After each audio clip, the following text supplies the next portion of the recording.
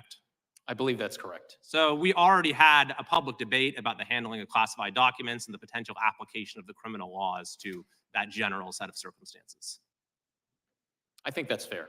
And so the president, when he decided to cooperate or not cooperate, had to know that that decision to cooperate or not cooperate would become known to the public, and he would be judged accordingly.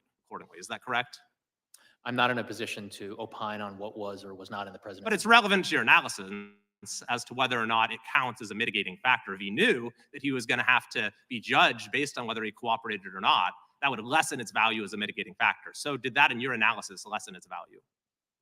We undertook a comprehensive So assessment. that specific factor, did it lessen its value as a mitigating factor? That and all facts relating to the president's cooperation with our investigation. Another factor you discussed is deterrence. And you say that deterrence actually, the factor actually counsels against bringing charges here, because you said, as for general deterrence, future presidents and vice presidents are already likely to be deterred by the multiple recent criminal investigations and one prosecution of current and former president and vice presidents for mishandling classified documents. So that one prosecution, of course, is the indictment brought by Jack Smith. So by the very terms of your analysis, Jack Smith's indictment actually counseled against and was counted against bringing charges in this case. Is that correct?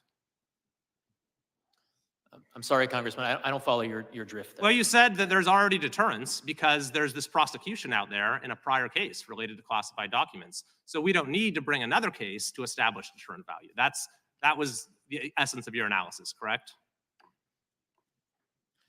Congressman, what I'll say is that I will stand by the way and the specific words in which I characterize my assessment of deterrence value of a case under the principles of federal prosecution that's on page 254 and 255 of my report. Thank you. My time is out, but I'll just add the perverse implication here is that the administration, by the very terms of your analysis, actually made it less likely that the president would face charges by Jack Smith bringing an indictment. Thank you, and I yield back.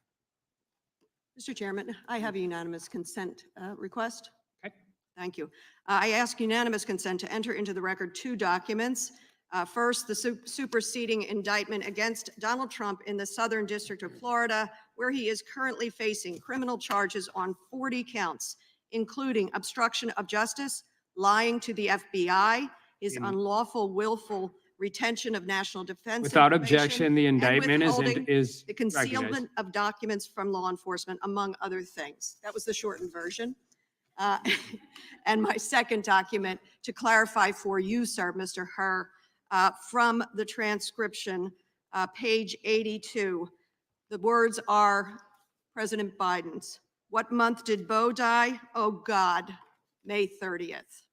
A searing memory. I ask unanimous consent. Without objection. The gentlewoman from Georgia is recognized.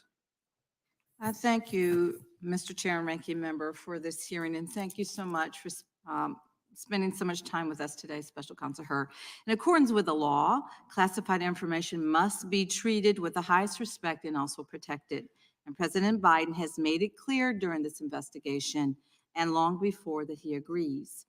In response to Mr. Hur's report, he said, and I quote, "Over my career in public service, I've always worked to protect America's security. I take these issues seriously, and no one has ever questioned that," end quote. The special counsel's report makes clear that this is unfortunately a common occurrence for classified documents to get swept up into members of Congress or executive branches officials' personal effects. And as soon as President Biden discovered that he had mistakenly kept classified material, he took swift and immediate action to ensure that those materials were returned, and he fully cooperated with every step of your investigation. President Biden's predecessor, when dealing with the issue of having classified materials, took very different steps. In 2016, Donald Trump declared, and I quote, "I'm going to enforce all the laws concerning the protection of classified information. No one will be above the law," end quote. Yet when his lawyer told him that it was going to be a crime if he didn't return the classified documents that he had after NARA, the DOJ, and the FBI requested multiple times that Trump returned the classified documents, yet he hid them. Trump himself acknowledged that the same year that service members have risked their lives to acquire classified intelligence to protect our country, yet he decided that his desire to keep these documents outweighed the potential loss of life for these people if those papers got out. Not only did Trump have a legal obligation, he also had a moral obligation to all of us, and he failed to live up to that. Mr. Hur, thank you for being here today. I'd like to talk about your report regarding President Biden and some of your findings. And for the sake of time, if you don't mind just answering yes or no, please answer this question. Page 187 of your report reads, "At no point did we find evidence that Mr. Biden intended or had reason to believe the information would be used to injure the United States or to benefit a foreign nation." Is this what you reported? For the sake of time, please answer yes or no Congresswoman, you said page 187? of your report, yes. Yes, at no point did we find evidence. Yes, that language is on page 187. Okay, so then this is what you reported, correct? Yes. That language is in my report. Okay, and Mr. Hur, you acknowledged on page 12 of your report that there are, as you said, numerous previous instances in which marked classified documents have been discovered intermixed with the personal papers of former executive branch officials and members of Congress. Please, once again, can you confirm for us, yes or no, the answer whether this is what you reported? That language appears at page 12 of my report. Page 323 also reads, "As a matter of historical context, there have been numerous previous incidents in which marked classified documents have been discovered, intermixed with the personal papers of former executive branch officials and members of Congress." Is this what you reported?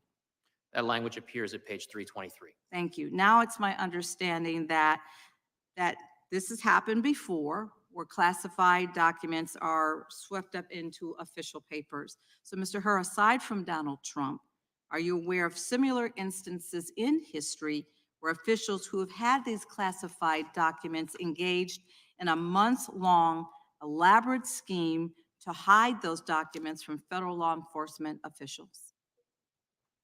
The one case that comes to mind that we do address in the report is the prosecution of General Petraeus.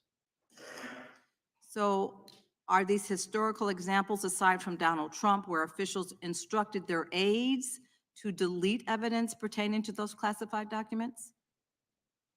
That was not present in the Petraeus prosecution, no. Okay. So the American people deserve, as we've always been saying all along here, that we deserve a leader who will not put themselves above the law, but will work with law enforcement and hold themselves accountable.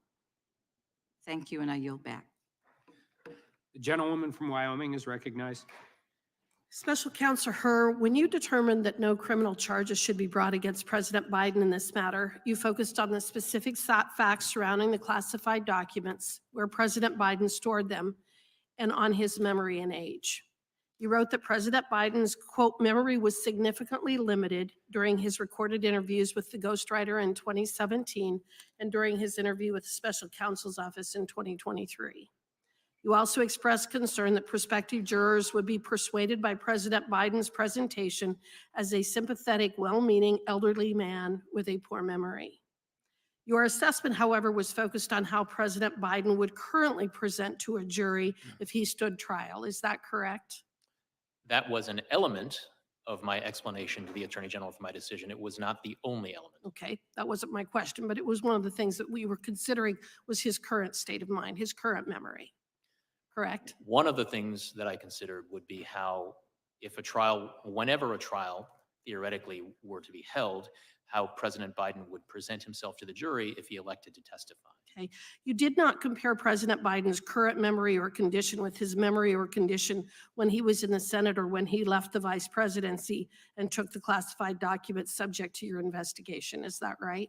Actually, I believe that's not correct, Congresswoman. One of the things that's in the report is an assessment of the president's memory based on recordings from the 2016-2017 timeframe, recordings of conversations between Mr. Biden and his ghostwriter, and comparing that with the president's memory that he exhibited during our interview of him in October of 2023. So there was a comparison there. Okay, so, but unless there was some issue undisclosed to the American people during his 50 years in office, you found that Mr. Biden fully understood his legal responsibility related to the handling of classified materials, which is why you concluded in your report that Mr. Biden, quote, willfully retained and disclosed classified materials after his vice presidency when he was a private citizen.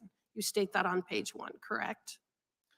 I believe that what I stated on page 1 was that we identified evidence that Mr. Biden willfully retained classified information after the end of his vice presidency, but ultimately we concluded that the evidence was insufficient to warrant. I understand that. Please listen to my question. What I'm getting at is that Mr. Biden fully understood that he could not keep classified information at his home as both a former senator and vice president. Isn't that right? He understood that, correct?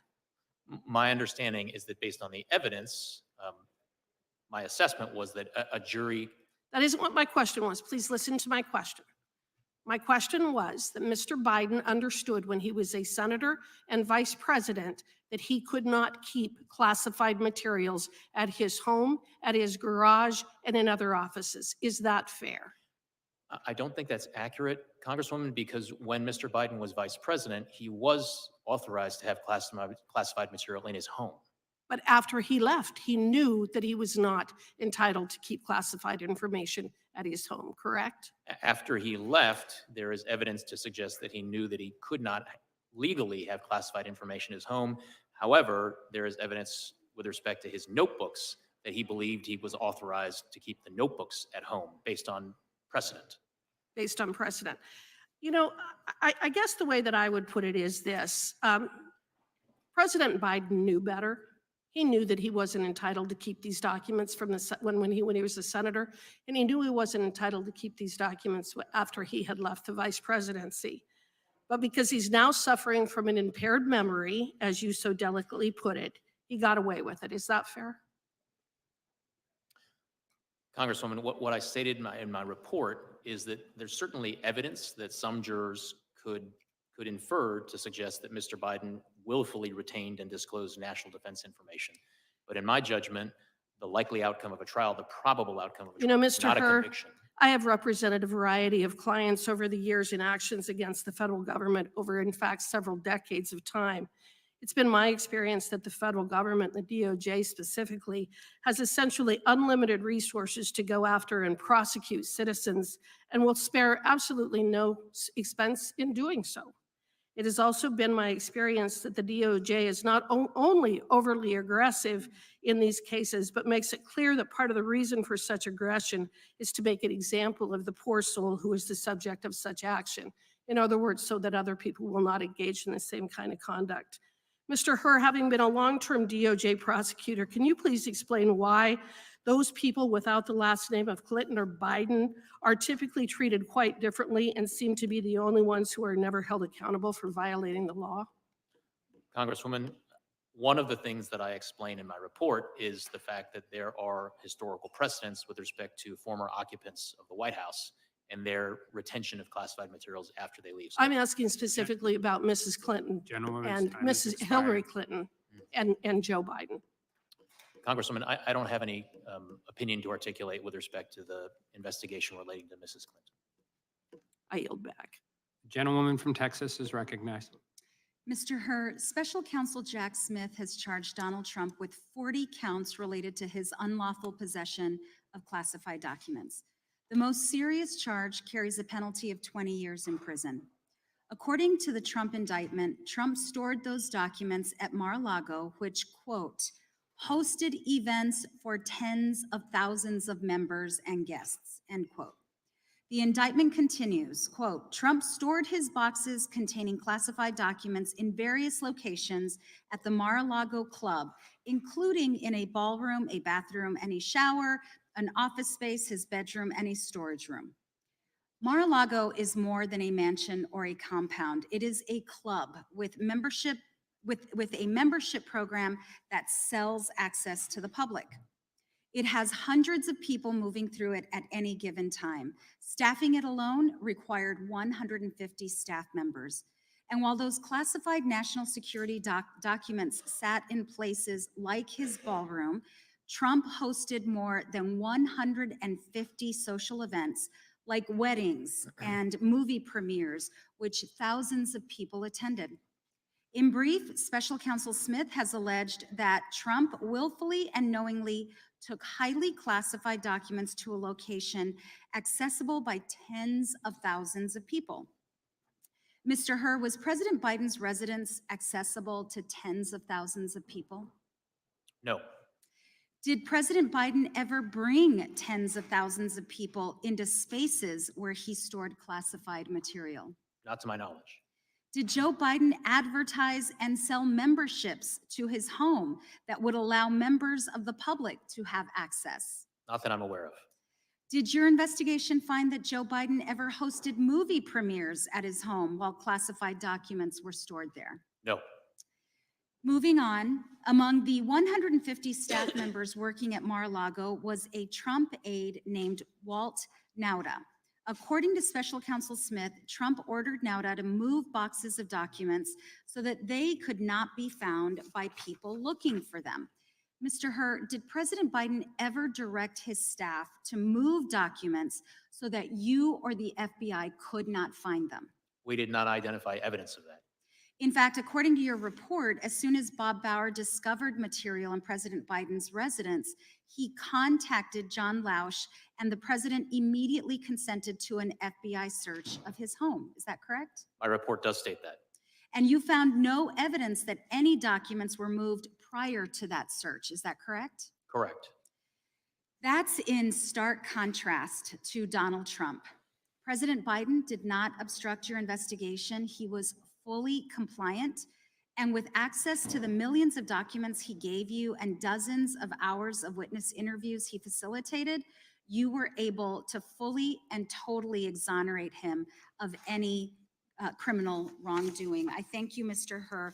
And before I yield back, Mr. Chairman, I ask unanimous consent to enter into the record an excerpt from the committee's transcribed interview with Stephen D'Antuono, former Assistant Director in charge of the FBI Washington Field Office, on June 7th, 2023, in which Mr. D'Antuono explained that the FBI executed a search warrant for classified material at Mar-a-Lago because there was probable cause to believe that Donald Trump did not fully comply with a subpoena to turn over classified documents. Without objection. Thank you, Mr. Chairman. I yield back. Gentleman yields back. The gentlelady from Florida is recognized. Oh, excuse me. Gentleman from the ranking member is recognized.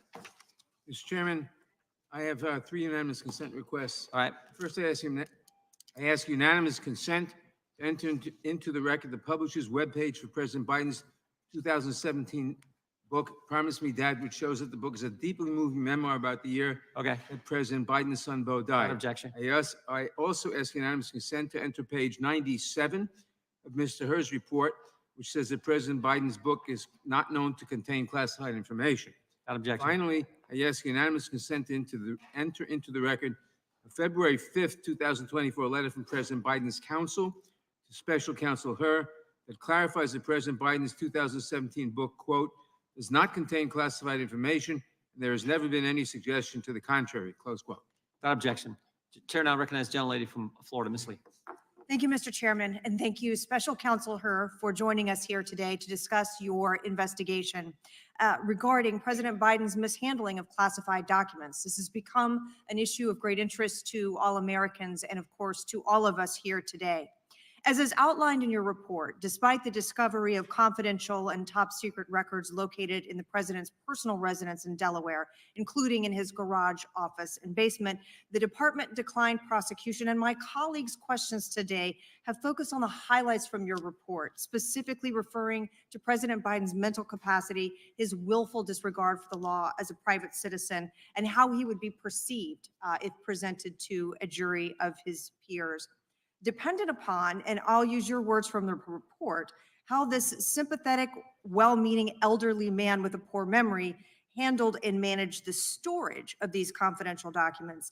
The national security of the United States might have been put at great risk because of the president's behavior. And so one of the things we must consider today is how we can ensure that our national security will not be continually put at risk when under the leadership of the same well-meaning elderly man with a poor memory. Since the release of the report, to your knowledge, has the Justice Department started to analyze a damage assessment of what may have been disclosed by these documents being mishandled and any ongoing national security risks from the inappropriate storage and retention of the documents? Congresswoman, my understanding is that such a damage assessment is underway in coordination and cooperation with the members of the intelligence community. And do you today for us have any information about the status of that investigation or how long it might take to conclude? I do not, Congresswoman. I'd like to turn your attention to a discussion of the distinction between proving the underlying elements of an offense and the concept of an obstruction of justice charge. Is it correct, Special Counsel Hur, that in some circumstances as a federal prosecutor, you may investigate the underlying offense, an underlying offense, choose not to charge that offense, but still have developed sufficient evidence to charge a defendant with obstruction of justice? I think as a matter of law, theoretically, that could occur. I can't bring to mind specific examples of that happening, but I suppose that if that were to happen, it would be a more difficult case to try from a Well, prosecutor's the perspective. elements are distinct though, are they not? They are distinct elements. And isn't it similar to a case where a federal prosecutor undergoes an investigation and ultimately doesn't pursue the original charge they were investigating, but during the course of the investigation concludes that a false statement was made to a federal law enforcement officer and brings a charge under 1001? That could happen, Yes. And again, there too, the elements would be different.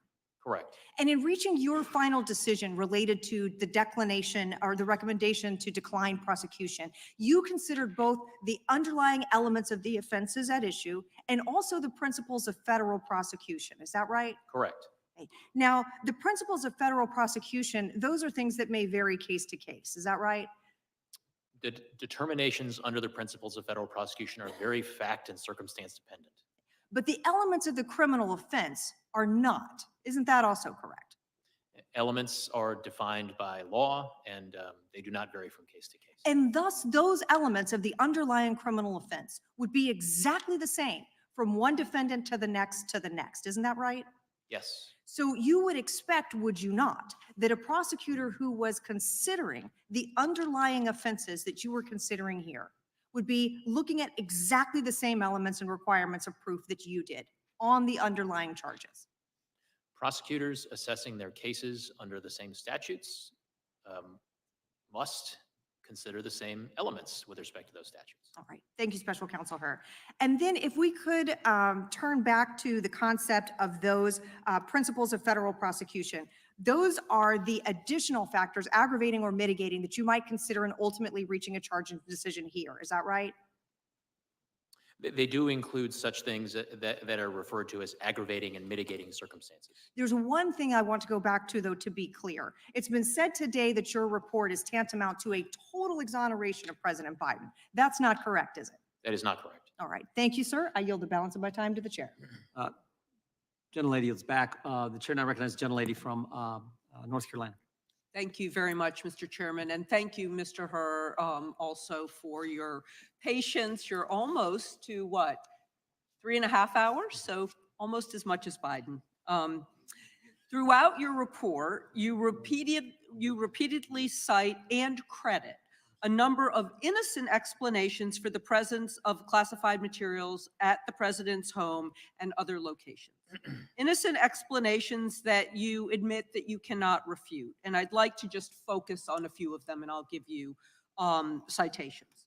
One of these explanations for the presence of classified documents is that a member of the president's staff maintained those documents when he was the vice president and then mistakenly included them in sets of documents that were later sent to locations such as the Penn Biden Center and the University of Delaware. Is that correct? I believe that's correct, but if you have a specific page number for me, that would help me, Congressman. We'll get you one. That would be great. You also found that another innocent explanation to be more likely than a criminal explanation for the presence of classified documents that were found at the Penn Biden Center and the University of Delaware. Is that correct? Correct. Great. And then let's talk about the documents in the president's garage. As you noted, a reasonable juror could conclude that the location of the documents, surrounded by household junk, is not a place where a person knowingly and intentionally stores classified documents that are critical to his legacy. Instead, it looks more like a place where a person stores classified documents that he's unaware of. That's on page 209 of your report, correct? That is something that a reasonable juror could factor into his or her consideration of whether or not the president had criminal willful intent. Great. And you also noted that President Biden was allowed to have classified documents in his home for 8 years as vice president, and then again when he was president, and that he also had layers of staff who were responsible for assembling, carrying, storing, and retrieving these types of classified documents. Correct. And because of these facts, you determined it was, quote, entirely possible that the president did not know he still had some of these documents in his home when his vice presidency ended in 2017. That's on page 215.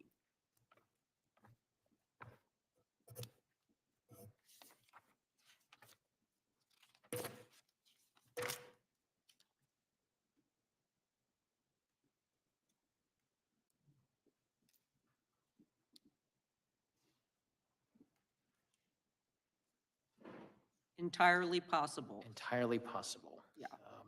So that's the citation. I'm going to keep going because my time is running while you're looking. So you also cite the president's cooperation with your investigation as evidence that he did not have criminal intent. And I want to quote you here because this is important. You wrote, most significantly, Mr. Biden self-reported to the government that the Afghanistan documents were in his Delaware garage and consented to the search of his house to retrieve them and other classified materials. He also consented to searches of other locations, and later in the investigation, he participated in an interview with our office that lasted more than 5 hours and provided written answers to most of our written questions.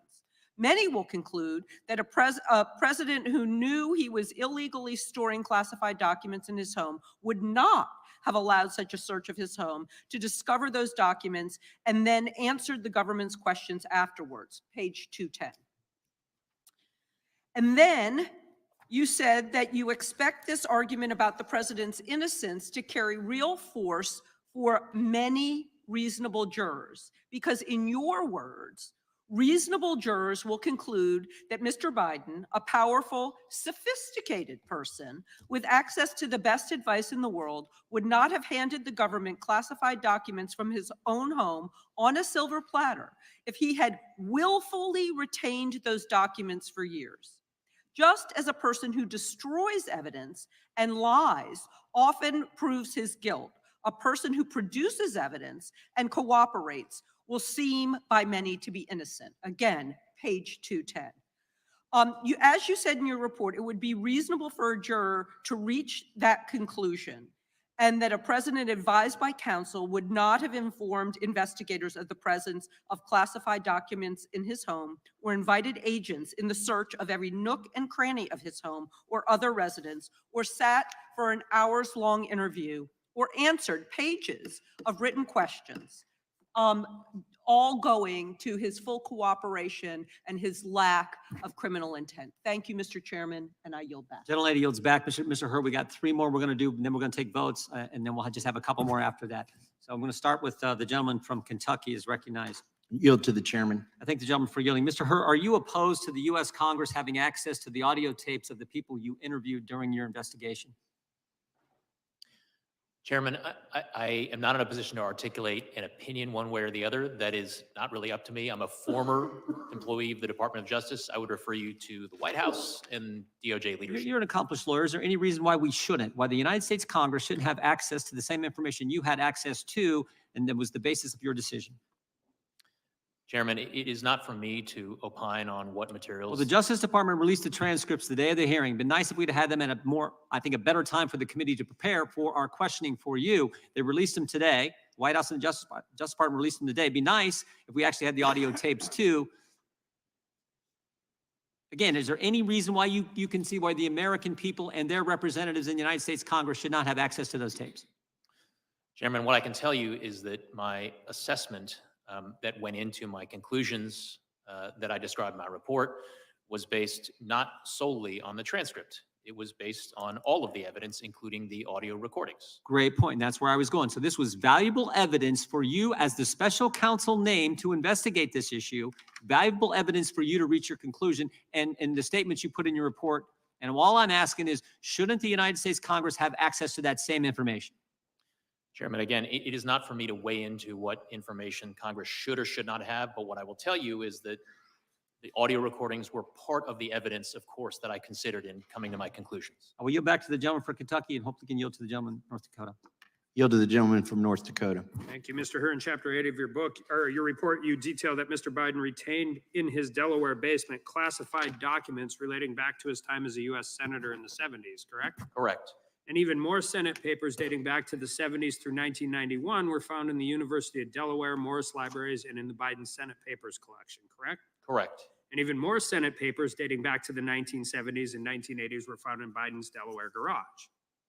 I believe yes, that's correct. And quote, Mr. Biden had nearly 50 years experience dealing with classified information, including as a member of the Senate Select Committee on Intelligence, a member and chairman of the Senate Committee on Judiciary, a member and chairman of the Senate Committee on Foreign Relations, and vice president of the United States. And that he was deeply familiar with the measures taken to safeguard classified information and the reasons for them, correct?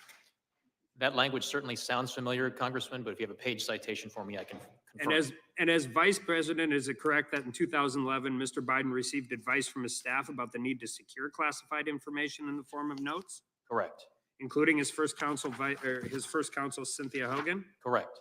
And he was advised in writing in 2011 by Hogan that classified notes must be obtained in secure safes and stored in secure facility. Correct.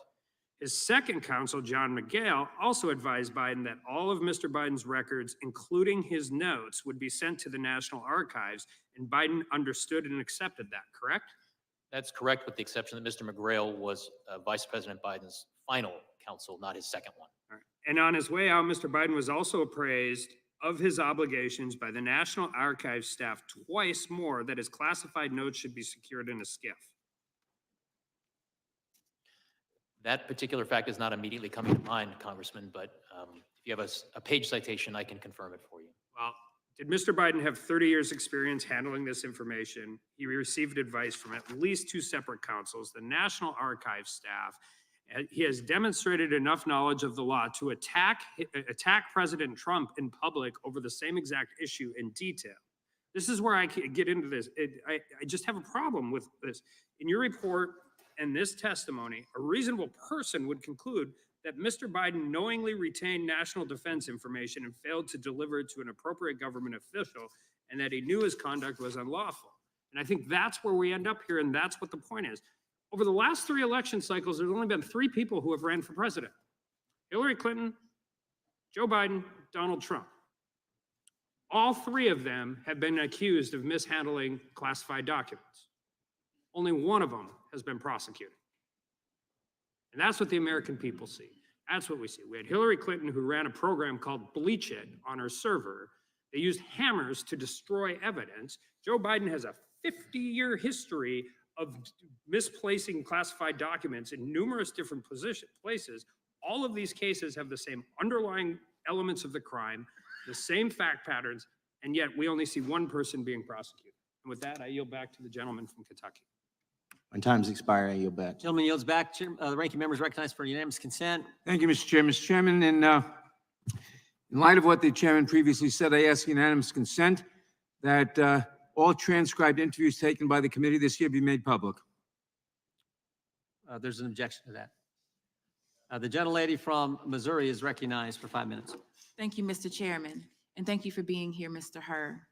St. Louis and I are here today once again to focus on the real issues that affect our communities instead of partisan hit jobs. Let me start by saying that the potential mishandling of classified information is a serious issue, and I believe it was appropriate for the Attorney General to appoint both special counsels in the Biden and Trump cases. As my colleagues have pointed out, President Biden fully complied with the investigation conducted by Special Counsel Hur, who did not find evidence sufficient to warrant criminal charges. Despite this outcome, Republicans have used the special counsel's report to further their longstanding efforts to re-elect the former white supremacist in chief, Donald Trump, who faces 40 criminal charges related to the mishandling of classified documents, including obstruction of justice. While President Biden returned all of the classified material and complied with the special counsel's investigation, let's remind ourselves what Donald Trump has said and done.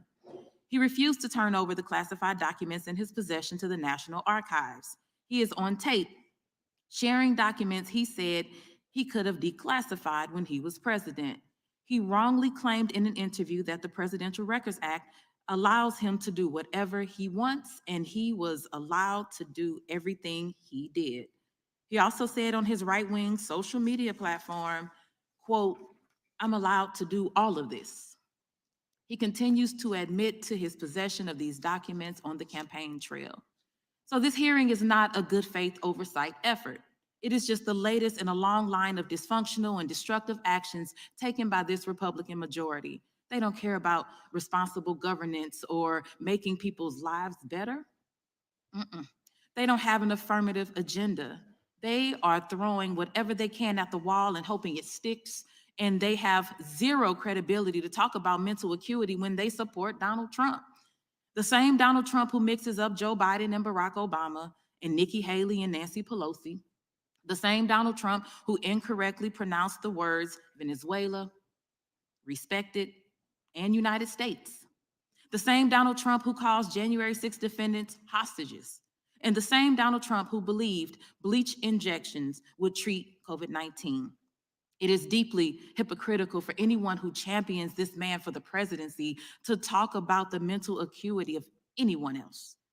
But this is nothing new. This has been a consistent pattern of the Republican majority in this Congress. From the sham impeachment investigation that has completely collapsed to the absurd impeachment of Secretary Mayorkas, Republicans have solely focused on destroying the incumbent president, destroying the Democratic Party, destroying progressive movements for social justice, all so that they can re-elect one of the worst presidents of all time. Now, it is well known that I have disagreements with President Biden on certain issues. My concerns are rooted in the desire to resolve policy matters and help him take better positions that save more lives. That's not what Republicans are doing.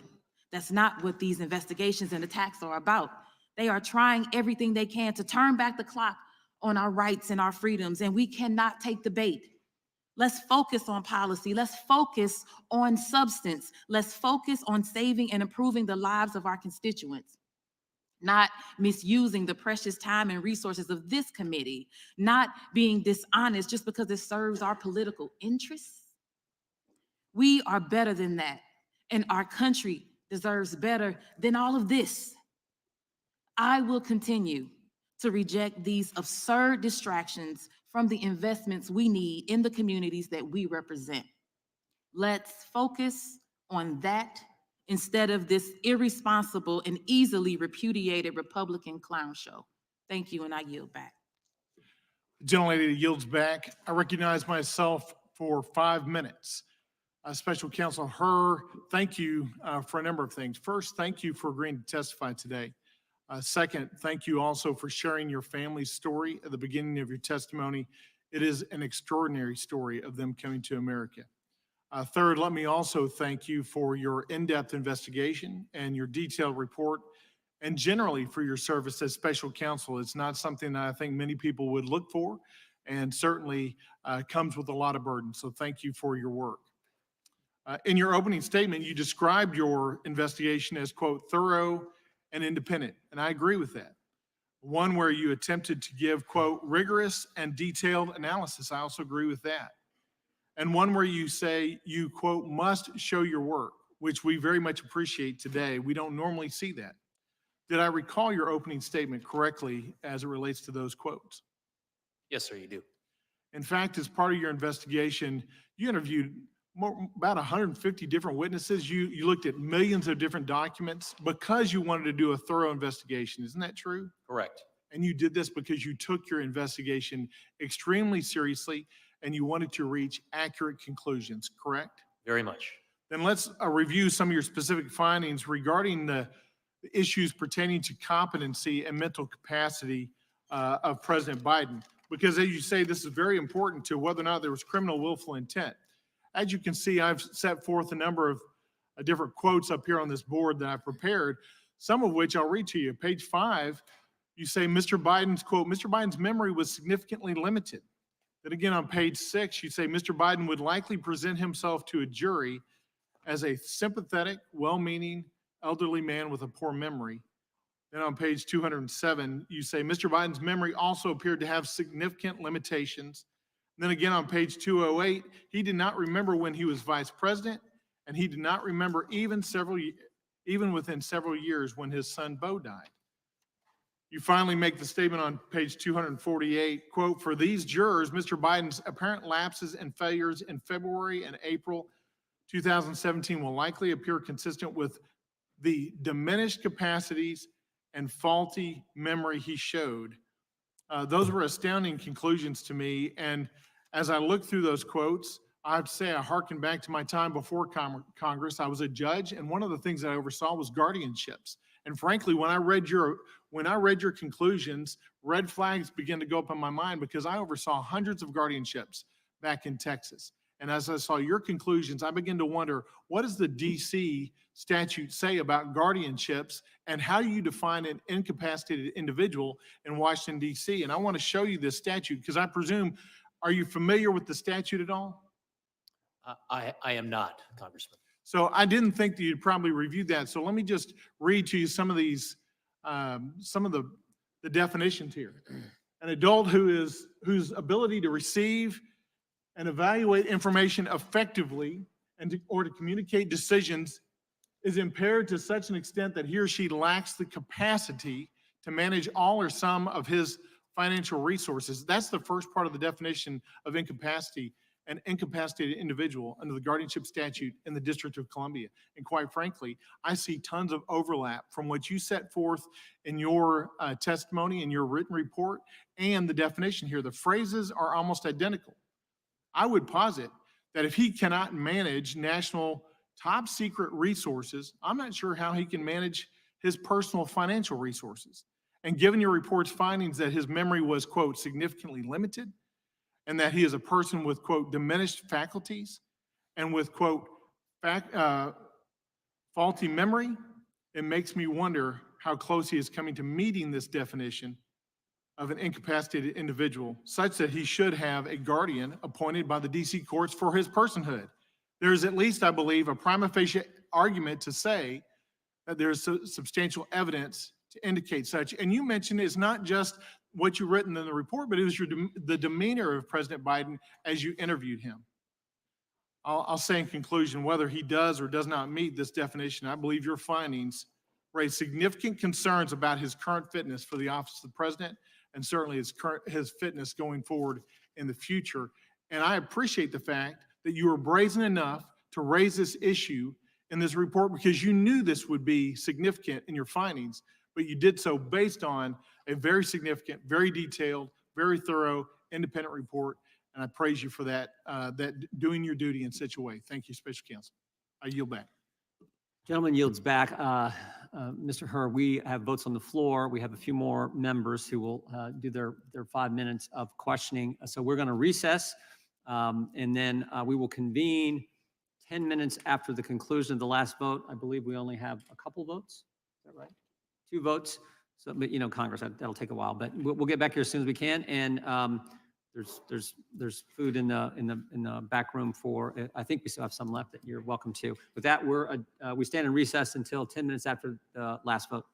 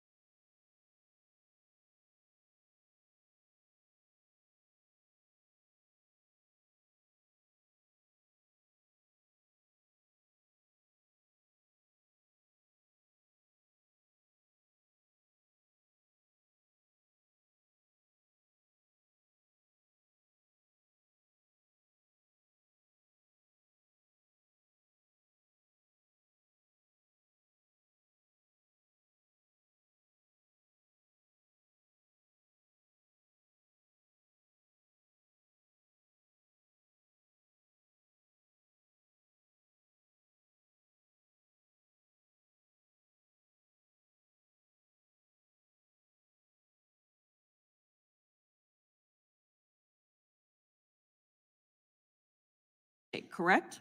That language does appear at page 325 of the report. So it seems to me that the crux of the report, the main story, is that you found insufficient evidence to prove beyond a reasonable doubt that President Biden willfully retained any classified materials. That is the story of this report. And I yield back, Mr. Chairman. The gentlelady yields back. The gentlelady from Indiana is recognized. Thank you, Mr. Chairman. I just thank you, Special Counsel, for being here in these challenging times. And I want to tell you a few things that is interesting for me. You obviously could see that there is a motive, there is a legacy. You obviously see that there was a willful retention of these documents, but it's interesting for me that when you talk about sympathetic, well-meaning, older man with poor, elderly man with a poor memory, it seems like every attorney would advise you to be sympathetic and be well-meaning. And it seems like the whole FBI needs to do based on my hearings here, I need to do check on amnesia because everyone says doesn't recall. So it seems to me that it might have been something way more in his recollection. There's a typical I don't recall, because that's what everything's like. That's I've learned it here. So is there something more than that, that just I don't recall something for you to actually decide? Because it seems that this is the core of the whole investigation. Why didn't you pursue further the charges? Congresswoman, my judgment as to how a jury would likely perceive and receive and consider evidence relating to all the evidence that would be put in by both the government and the defense at trial, it was based on a number of different sources, from documents, including various recordings, some of them from the 2016-2017 timeframe, some from our interview with the president in October of 2023. I think what you're asking about specifically is how the president presented himself during his interview in October of last year. And of course, I did take into account not just the words from the cold record of the transcript, but the entire manner in living color in real time of how the president presented himself during his interview. Hopefully he didn't smart you and all of us. But before I yield, I just wanted to actually just comment on something, Mr. Raskin mentioned about, us not remembering communists. I actually grew up under communists, and I have a very good recollection what it is. And unfortunately, Terrence I on the rise, on the march, which he said, unfortunately, they've been emboldened by, President Obama, now by President Biden too. And unfortunately, our government in Department of Justice is really now resembles, a tyrannical government. It's sad for me to see that, but I'm going, and with a really double standard what we have there, but I'm going to yield to Chairman Jordan the rest of my time. Thank the gentlelady for yielding. Mr. Hur, during your one-year investigation, did you have communications with the White House and the White House counsel in particular? Yes. I think you had I got 5 letters that they, and they communicated with you regarding your investigation. Is that accurate? We received a number of letters from White House counsel's office, and as well as the president's personal counsel. Right. They're either special counsel or personal counsel. I see who signed the letters. And did the White House get the report before the report was made public? We did provide a draft of the report to the White House counsel's office and members of the president's personal counsel team for their review. No, I understand. And did the White House then, once they got the report before it went public, did the White House try to weigh in with your investigation on elements of that report and frankly, get the report changed? They did request certain edits and changes to the draft report. Yeah, I see that in the February 5th letter. Did they only correspond with you? I'm sorry, Congressman, are you asking if they corresponded with anyone else on my team? Once you gave the report to the White House, yes, they saw changes. I have one letter here that's addressed to you on February 5th. And they said, we're pleased that after more of a year of investigating, you've determined, they respond to the report. And then they disagree with they asked for you to change some of the things you had in your report, namely the fact that the president's memory was not very good. You remember that? Yes, sir. Okay, but I also have 2 other letters. One on February 7th to Merrick Garland, where they raised the same concern. And then on February 12th, where they go to the DAG, Bradley Weinsheimer. You familiar with those? I am familiar with those letters. Bradley Weinsheimer is an assistant or associate deputy attorney general. Right, associate DAG, the ADAG, right? Yes. And Merrick Garland, of course, is the attorney general. So Yes, you're he familiar is. with the fact that they went over your head? They were certainly entitled to write whatever letters they wished to Mr. Weinsheimer and to the attorney general. I just find that interesting. The White House they're communicating with you throughout this one-year investigation, and then the White House says, "Oh, we're going to go to the principal's office, and we're going to talk about Mr. Hur's report." Do you find that interesting?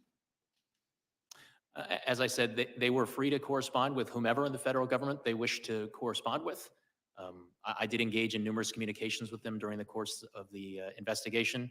And as is reflected in the special counsel regulations, the Attorney General did provide oversight of my investigation. Understand. I thank the gentlelady for yielding and yield back. The chair now recognizes the gentleman from California for 5 minutes. Thank you, Chairman Jordan. I want to first say that the House Judiciary Committee is responsible for helping to enforce the rule of law. Unfortunately, the actions of this chairman in ignoring a bipartisan congressional subpoena have damaged the ability of this committee to get information from witnesses and damage the rule of law. Now, Mr. Hur, thank you for being here today. Thank you for sharing your compelling immigrant story. That just goes to highlight how America is a nation of immigrants. I'm going to ask you a series of questions, yes and no questions. They are not trick questions. They're simply designed to highlight what you already found in your report, which is that there are, quote, material distinctions, end quote, between President Biden's case and Mr. Trump's case. So here's my first question. In your investigation, did you find that President Biden directed his lawyer to lie to the FBI? We identified no such evidence. Did you find that President Biden directed his lawyer to destroy classified documents? No. Did you find that President Biden directed his personal assistant to move boxes of documents to hide them from the FBI? No. Did you find that President Biden directed his personal assistant to delete security camera footage after the FBI asked for that footage? No. Did you find that President Biden showed a classified map related to an ongoing military operation to a campaign aide who did not have clearance? No. Did you find that President Biden engaged in a conspiracy to obstruct justice? No. Did you find that President Biden engaged in a scheme to conceal? No. Each of the activities I just laid out describe what Donald Trump did in his willful mishandling of classified information and his criminal efforts to deceive the FBI. In contrast, President Biden handed over documents without delay and complied fully with investigators. Mr. Hur, in your report, you write that, quote, according to the indictment, Trump not only refused to return the documents for many months, but he also obstructed justice by enlisting others to destroy evidence and then to lie about it, end quote. You also say that if proven, these would be, quote, serious aggravating facts, end quote. Do you still stand by your analysis? I do. I have a few more questions as well. In your investigation, did you find that President Biden set up a shell company and covertly paid $130,000 in hush money to an adult porn star? No. Did you find that President Biden directed his lawyer to pay $150,000 in hush money to a former Playboy model? No. In your investigation, did you find that President Biden called the Georgia Secretary of State to demand that he, quote, find 11,780 votes? No. Did you find that President Biden devised a scheme to organize a slate of fake electors to undermine a free and fair election? No. Did you find that leading up to January 6, 2021, President Biden urged his supporters to travel to D.C. and to storm the Capitol? No. Thank you. Each of these activities I laid out describe what Donald Trump did, his efforts to bully election officials, overturn the results of the election, and deceive the American people.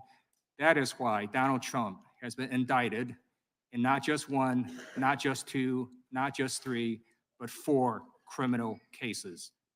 I yield back. Gentleman yields back. The gentleman from Wisconsin is recognized for 5 minutes. Yeah, I just want to go do a little repetition, Mr. Hur, in regards to the chairman's questions from a few minutes ago. So is it correct on that February 5th letter that was sent to you, asking you to change references to the president's poor memory? Wasn't there a request by the White House to do that? There was a request, yes. And Mr. Chairman, I think the record should show that the gentleman from Maryland earlier said that that was not the case. I think he said, nor did he seek to redact a single word of Hur's report. Obviously, Mr. Hur is telling us differently here. And didn't the White House then go to the Attorney General himself and say that he would like to see changes to the references in regards to the president's memory? The White House counsel did send such a letter. So if this president was 60 years old rather than 80 years old, would you prosecute him? Congressman, as I've said before, I cannot engage in hypotheticals. I address the facts and the evidence as I So found them in there this was an matter. 80-year-old grandma that came to Washington, D.C. a few years ago, did not commit a violent crime, committed a crime, but did not commit a violent crime, and she was fully prosecuted. Doesn't that seem like it's a dual system of justice where the president is above the law? Congressman, I don't know the facts and the details of this other case that you're referencing with this other person. You say that the president is unlikely to reoffend in the future. I believe that was a quote that you put in the report. Is that I correct? believe that's in Chapter 13. How so? How is he unlikely to reoffend in the future? How do you come to that judgment? As I say on page 254, any deterrent effect of prosecution would likely be slight. We are not concerned with specific deterrents, as we see little risk he will reoffend. Well, isn't it because he's now the president and he has almost unlimited authority to release documents? Isn't that correct? I mean, as a vice president, he didn't have that authority. Now that he's president, isn't it easy to say that he's unlikely to reoffend because he's got almost unlimited authority to release these documents?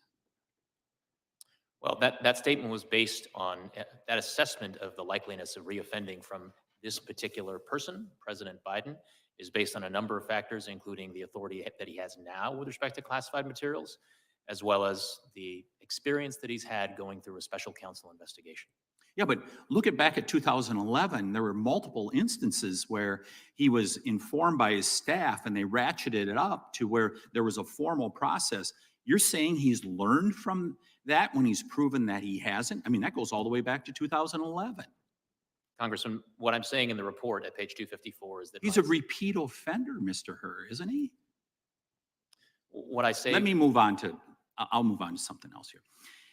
You said he had strong motivations to ignore the proper procedures for safeguarding classified information, and he provided raw material to his ghostwriter that would be of interest to prospective readers and buyers of his book. And I think you said something about he viewed himself as a historic figure, correct? I believe those words do all appear in the report. Yeah, and he was also doing this for business purposes, that there may be people that would want to buy his book. Towards the end of his vice presidency, Mr. Biden had resolved to write a book and began work on it towards the end of his vice presidency. You know, I think, Mr. Chairman, this is really consistent with the Biden family when you look at them in trying to enrich themselves. I mean, you're familiar with the work that the Oversight Committee has done over the last year, right? I have read some reports of it. I mean, 20 phone calls that were made to his son that he denied in 2019, 20 shell companies that were created, over $20 million. I mean, doesn't it appear there's a pattern here that where I come from, they almost call it money grubbing? Congressman, what I'm here to testify about today is the work that I conducted in this investigation and in this report. So I want to thank you for the work that you did as far as you could. But unfortunately, you are part of the Praetorian Guard that guards the swamp out here in Washington, D.C., protecting the elites. And Joe Biden is part of that company of the elites. And you see it in the things that the Department of Justice has not acted on, Mr. Chairman. I mean, you look at the president's son, who does not have to answer for lying on his Form 4473 in regards to throwing away a weapon.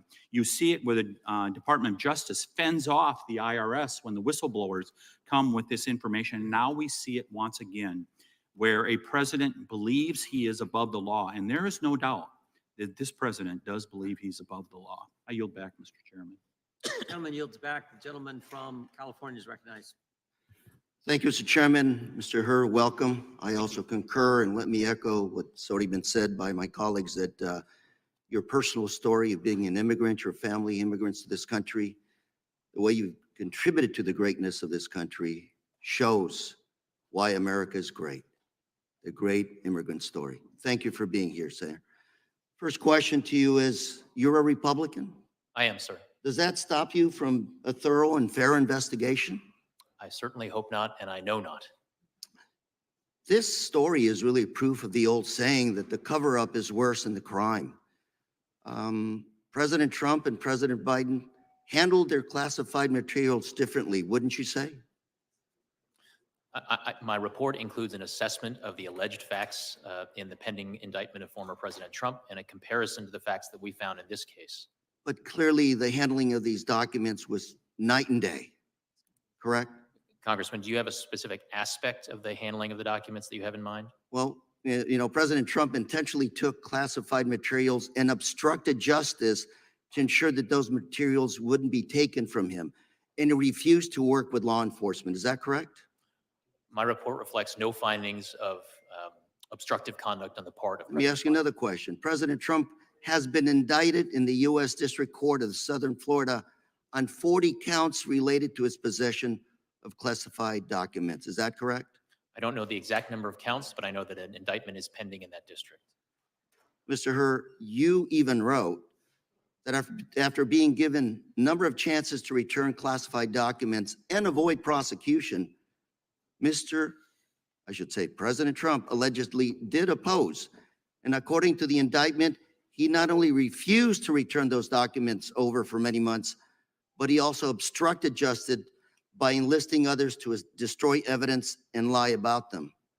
Compare and contrasting to President Trump turned classified documents over to the National Archives and the Department of Justice, and he consented to searching his home and other locations. Wouldn't you say that's night and day when it comes to cooperation with law enforcement? Congressman, the report does include an analysis and a comparison of the facts that are alleged with respect to former President Trump, and does detail steps of cooperation that the president and his team took with respect to my investigation. I would say, President Biden, you had his full cooperation in this investigation. The report includes cooperative steps that the president took. Would this be a factor in your decision to prosecute? It was a factor, and I explained it as such in the report, Congressman. And you stated that the recommendation not to prosecute had nothing to do with the Department of Justice policy not to indict a sitting president. Is that correct? What the report says that even if it were not current Department of Justice policy that a sitting president may not be indicted on federal crimes, I would reach the same conclusion that criminal charges are not warranted. Mr. Hur, have you set new precedent here today? To the extent that the Department of Justice makes enforcement decisions or non-enforcement decisions in particular cases, those are precedents. Those are events that future prosecutors do look to in an endeavor to make sure that federal law is applied consistently over time. Mr. Hur, I'd say based on your education and your career experience, you're a very, very competent prosecutor, a very, very well-prepared attorney. I'm going to ask you one more time. Does the fact that you're Republican, does that stop you from a thorough and fair investigation? No, partisan politics had nothing to do with the work that I did or the report that I wrote or the decision that I reached. Thank you very much for being here. And Mr. Chairman, I yield. Gentleman yields back. Gentleman from Wisconsin is recognized. Attorney Hur, Webster's dictionary defines senile as exhibiting a decline of cognitive ability, such as memory associated with old age. Mr. Hur, based on your report, did you find that the president was senile? I did not. That conclusion does not appear in my report, Congressman. You felt, though, that the president's memory or lack thereof was a critical reason to decline prosecution.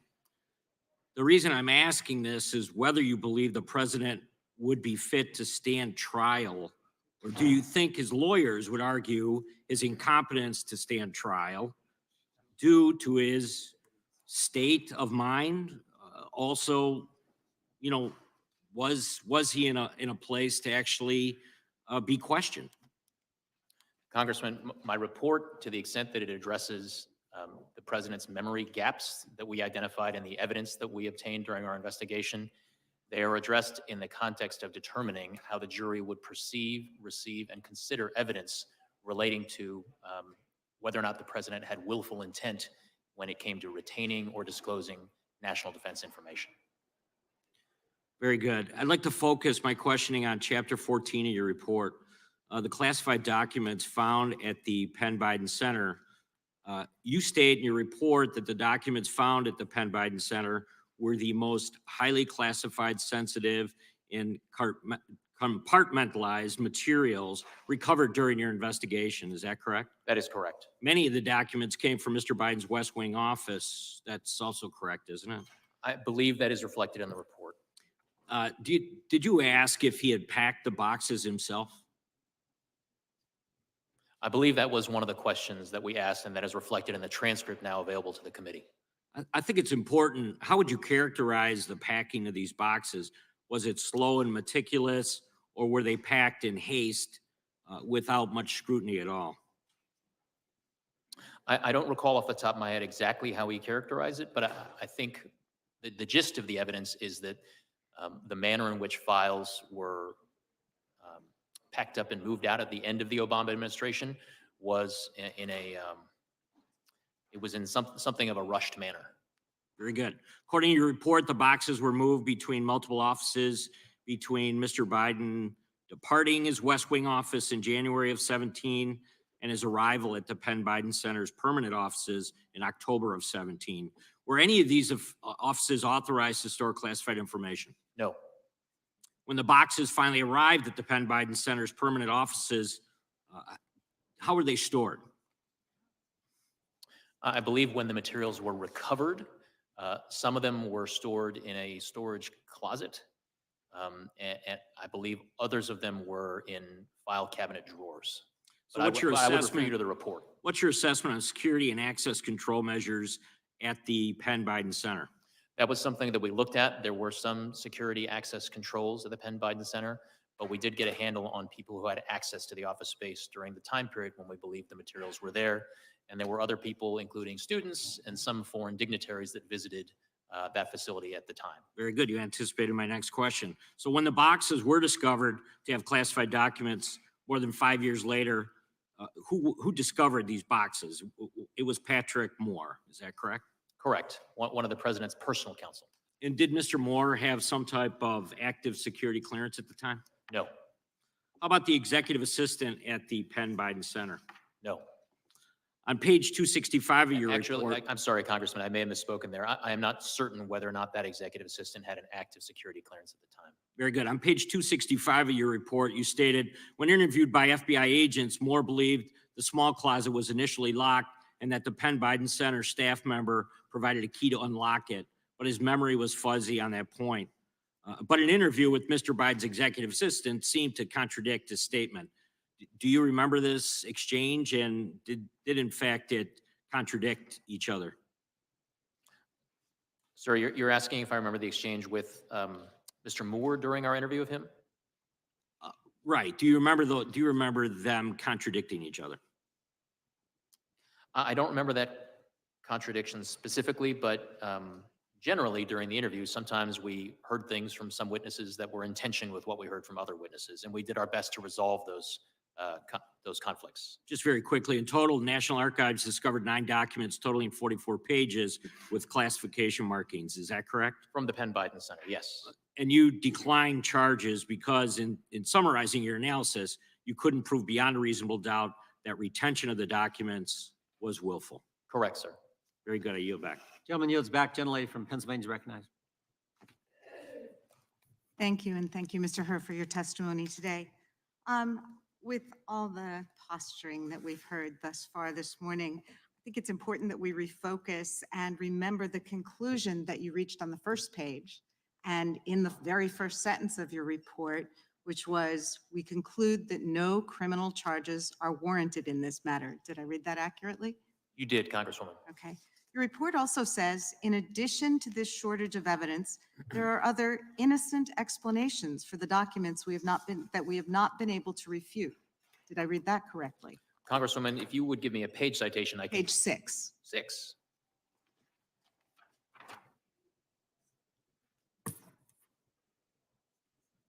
Yes, I see that language on page 6. Okay, thank you. Now, in addition to those conclusions, your report details several material distinctions, as you called them, between President Biden's actions and former President Trump's mishandling of classified materials. The facts are that President Biden cooperated with your investigation. Is that correct? He did. And his team notified authorities when they discovered classified documents and he turned them over immediately. Is that correct? Yes. He consented to multiple searches of his home and other properties. Is that correct? Correct. And he voluntarily sat for an interview with you. Is that correct? Correct. But when it comes to Mr. Trump's treatment of classified materials, your report states that according to the criminal indictment against him, He refused to return classified documents in his possession for many months despite having multiple chances to do so, and he obstructed justice by enlisting others to destroy evidence and lie about it. Is that correct? Correct. Now, you noted in your testimony that the specific comments you made about President Biden's memory have gotten a lot of attention. And as we've seen today, our Republican colleagues are again and again trying to weaponize those comments in a cheap attempt to score political points. But as someone who's participated in trials, you know that witnesses, regardless of age, often have difficulty recalling specific statements or facts when asked about them many years after those facts. So let's take a quick look at a differing witness experiencing a lapse in memory during a deposition. Your next wife was a woman by the name of Marla Maples, Right. and sitting here today, do you recall what years you were married to Ms. Maples?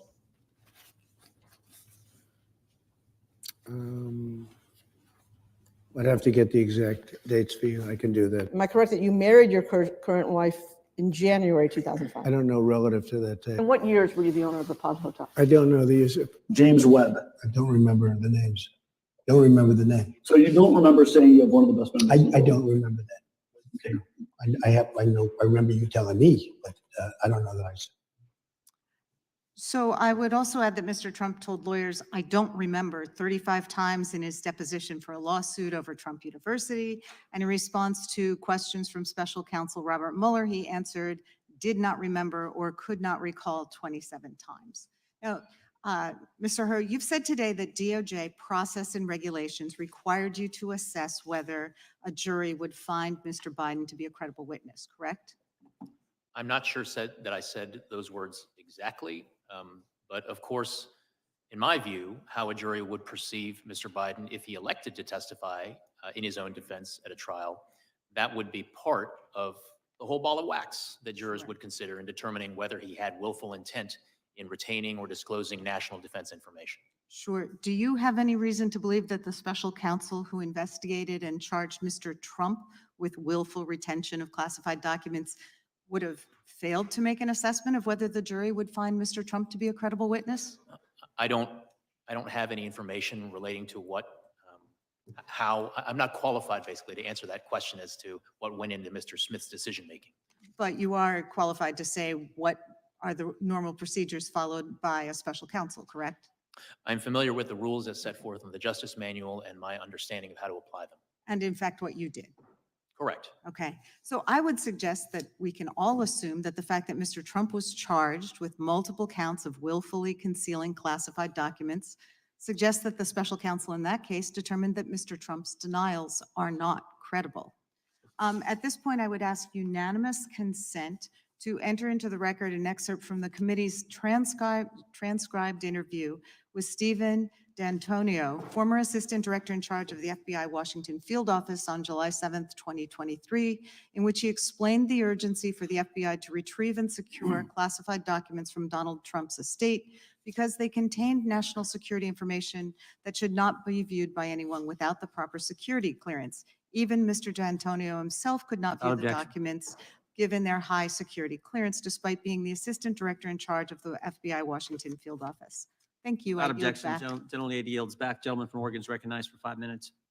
Thank you, Mr. Chair. I was quite interested in the dates that are set forth in your report, Mr. Hur. And the reason I'm interested is because I keep getting confused between the 2017 date and the 2024 date as to the condition of the president's memory. And so was there a difference? Because when I look at it, it seems like his memory was bad in 2017, and then it was bad today. But there's never any distinction made. But isn't it true that if you were going to be looking at at prosecuting as you were, you would look carefully at his condition in 2017? Isn't that the proper time? Because I think you say in your report that your best case, I think you call it out, the best case for charges would rely on Mr. Biden's possession of Afghanistan documents in his Virginia home in February 2017 when he was a private citizen and when he told his ghostwriter he just found classified material. That's the best case as you say it. Yes. And then you work your way through a series of defenses against your best case. So you were looking at his condition in 2017. And do I have that right? You do, Congressman. And his memory was bad then. What's in his, we can draw our conclusions whether it improved over the next 6 years or not. But I just want to make sure it's clear that we're looking at his condition in 2017, which you then find as you go through the kind of the list of defenses, that is his memory is bad, his memory is bad, his memory is bad. There's about 6 or 7 defenses here. And so what it gets me to is this question.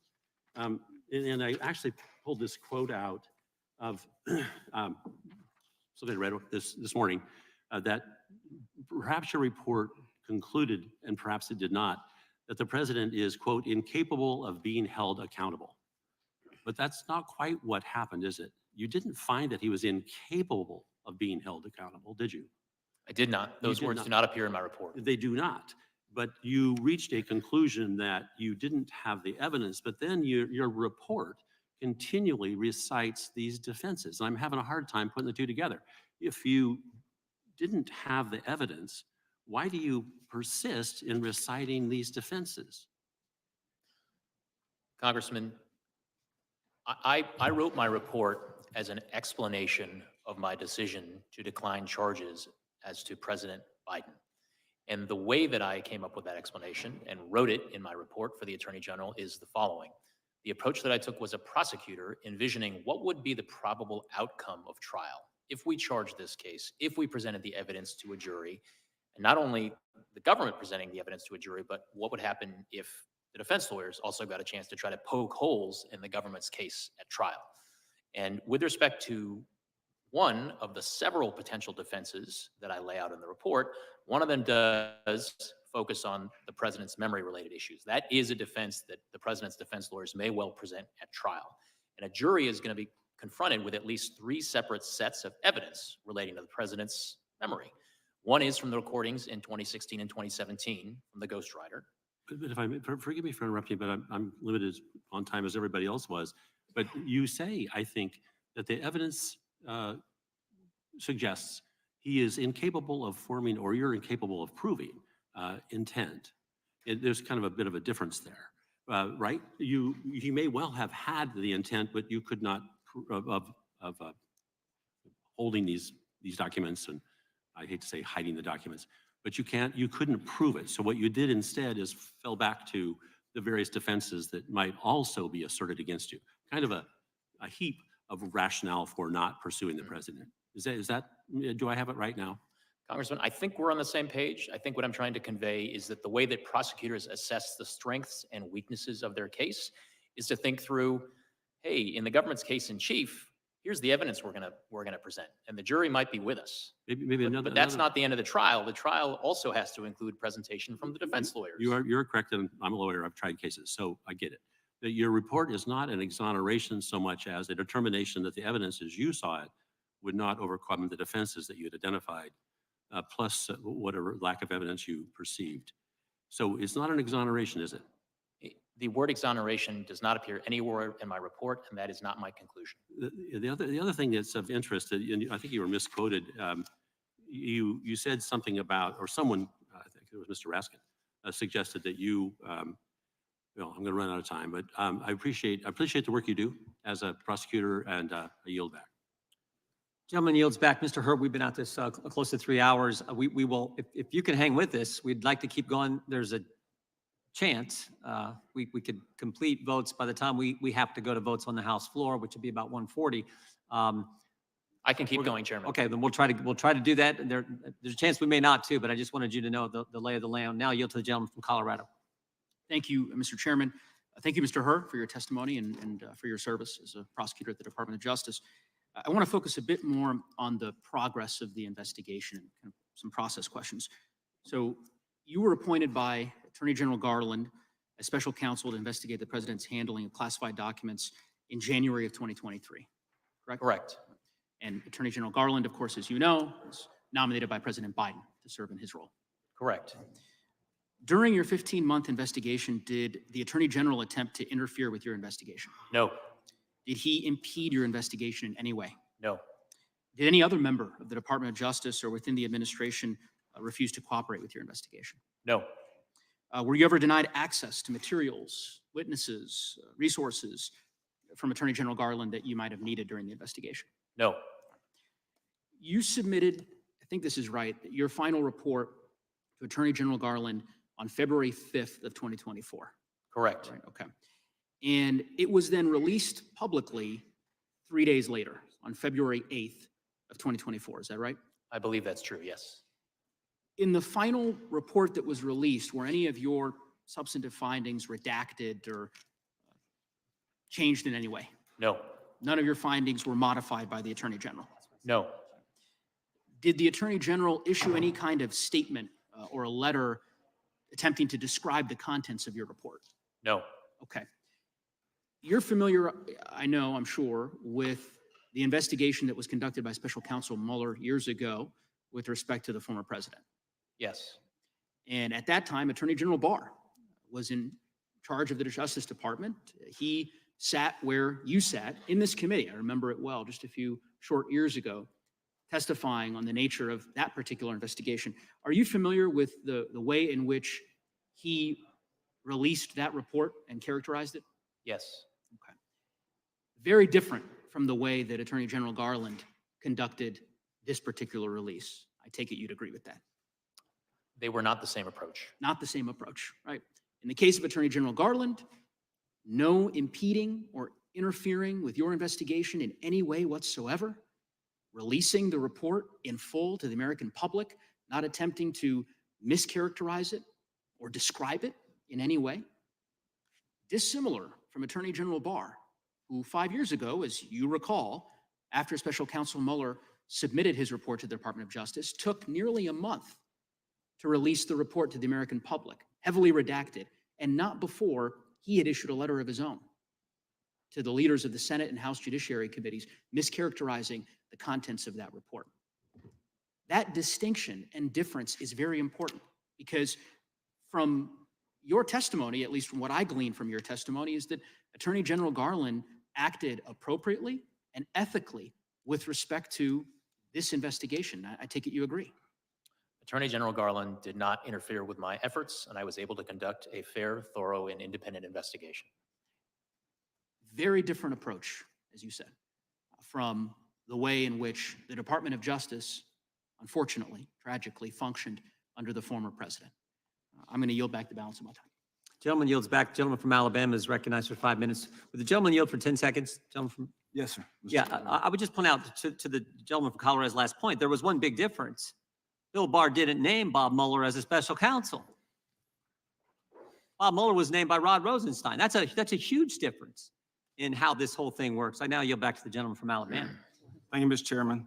Mr. Hur, in your report, you cited principles of federal prosecution and observed that, and I quote, historically, after leaving office, many former presidents and vice presidents have knowingly taken home sensitive materials related to national security for their administrations without being charged with crimes. And this historical record is important context for judging whether or why to charge a former vice president or former president, unquote. Why is examining this history so important? Congressman, one of the reasons that it was important was because it would bear on how a jury would perceive,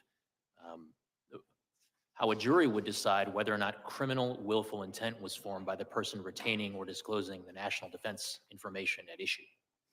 Has there been an exception to this in the history of the nation?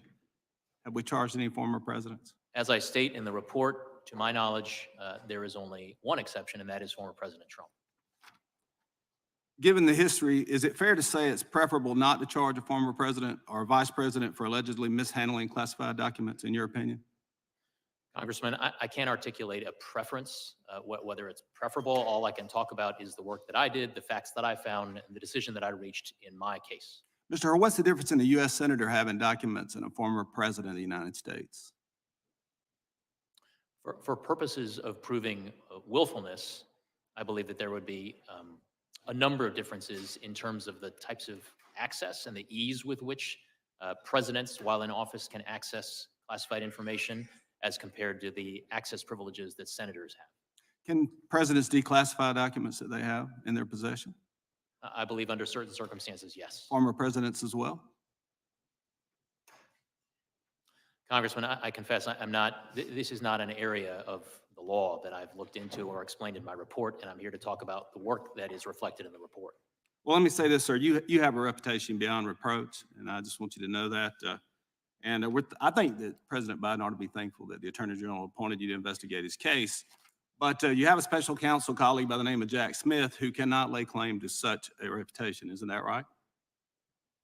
I have no opinion. I don't have anything to say about. In fact, Jack Smith, whom Biden Justice Attorney General Garland appointed to investigate President Trump, has a reputation, according to deep-rooted reporting from the Washington Times, as an overzealous prosecutor who relies ethically or on ethically dubious tactics, unquote. And his prosecutorial record is replete with a quote, let me say this, string of mistrials and overturned convictions. Actually, Chief Justice Roberts once rebuked Mr. Smith's prosecutorial theory as a boundless interpretation of federal bribery statute. That did not comport with the text of the statute or the precedent of this court, according to the Supreme Court Justice. And so, my question is, do you think in the case of Jack Smith, do you think justice is blind when he's looking at President Trump? Since we've never done this in the history of the country, is justice truly blind? Sir, I'm not here to express any opinions with respect to a pending case against another defendant. I'm here to talk about the work that I did with respect to the investigation relating to President Biden. Mr. Chairman, I'll yield the balance of my time back to you.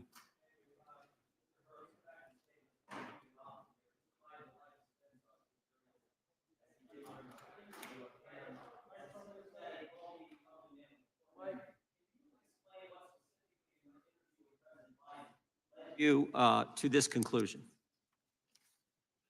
Congressman Jordan, I'm sorry, because the mic was turned on Yeah. partway through your Can you question. explain what specifically in your interview with President Biden led you to this conclusion? The conclusion That about how broad we, statement that's been cited many times. the totality of the time that I spent with the president during his voluntary interview was something that I certainly considered in framing my assessment and articulating it in the report. And that includes not only the words in the cold record of the transcript of the interview, but also the experience of being there in the room with him and frankly, considering how he would present to a jury in a criminal trial if charges were brought. But I guess I'm asking specifically, I know you cited in the report the dates that he couldn't remember when he was vice president, when he began, when his term ended. You cite that in the report. Is there anything else specifically that stands out from that interview with the president? A number of things stand out. And again, I'm aware that the transcript has now been made available.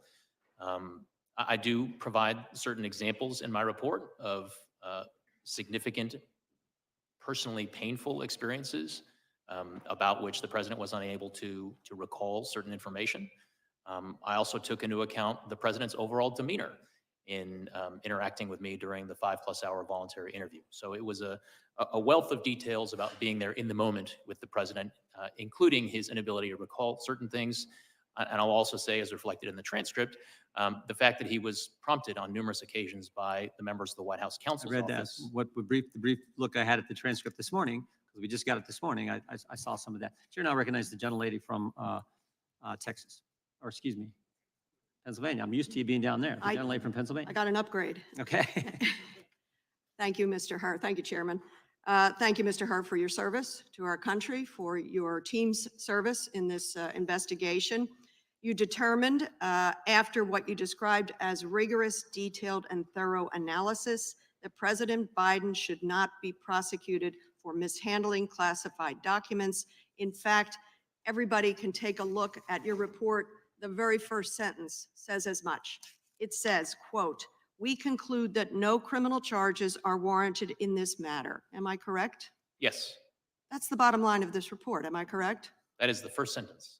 It's the first sentence and the bottom line. There's an awful lot of misinformation that has been put forward by the press in some cases and also by the other side of this dais. You didn't reach this decision because President Biden was sympathetic. Is that correct? I reached the decision based on the totality of the reasons that I set forth at length in my report. Based on the evidence. And while Mr. Trump, who is being prosecuted, is not sympathetic, you didn't calibrate any of that in there. Sympathetic, not sympathetic. Doesn't matter. It's the evidence, right? Congresswoman, I did not reach any assessments of the evidence in the Trump matter. To the extent that I considered the allegations against former President Trump, it was for purposes of comparing I relevant trust precedents. that with your credibility, you were not out to get Mr. Trump nor here to help Mr. Biden. I think it's about the evidence, and I think you say that over and over again in your report. Why did you decide President Biden should not be prosecuted? Your report tells us, quote, "We conclude the evidence is not sufficient to convict." Those are your words. Is that correct? I believe if those exact words do not appear in the report, that is consistent with the gist of my conclusion. Very good. They are your exact words. That was not the case with Donald Trump. You have a copy of your report today, don't you, in front of you? I do. Could you read a portion of it for me? Your words, it is page 11, starting on line 3, beginning with the words, "Unlike the evidence involving Mr. Biden." Would you read the next few sentences? Unlike the evidence involving Mr. Biden, the allegations set forth in the indictment of Mr. Trump, if proven, would present serious aggravating facts. Keep going. Congresswoman, I'm happy to have you read the words in my report. Well, it's your report, so I think it actually is more fitting that you read those. Most notably, after being given multiple chances to return classified documents and avoid prosecution, Mr. Trump allegedly did the opposite. Keep going. According to the indictment, he not only refused to return the documents for many months, but he also obstructed justice by enlisting others to destroy evidence and then to lie about it. You may stop there. Thank you. You mentioned the indictment against Mr. Trump for mishandling sensitive classified national security information. That indictment says at the end of his presidency, Mr. Trump, I'm looking for my indictment here. I have it here. Hang on. Mr. Trump himself ordered that boxes containing classified materials go to Mar-a-Lago, where he hosted tens of thousands of guests. Then he kept these sensitive materials carelessly about the property, as you can see here. Classified documents ended up in a bathroom, a ballroom, on a floor, spewing about.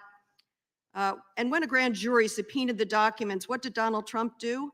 The indictment again shows against him what he responded by, suggesting that his attorney falsely represent that the FBI and grand jury that he did not have documents called for by the subpoena.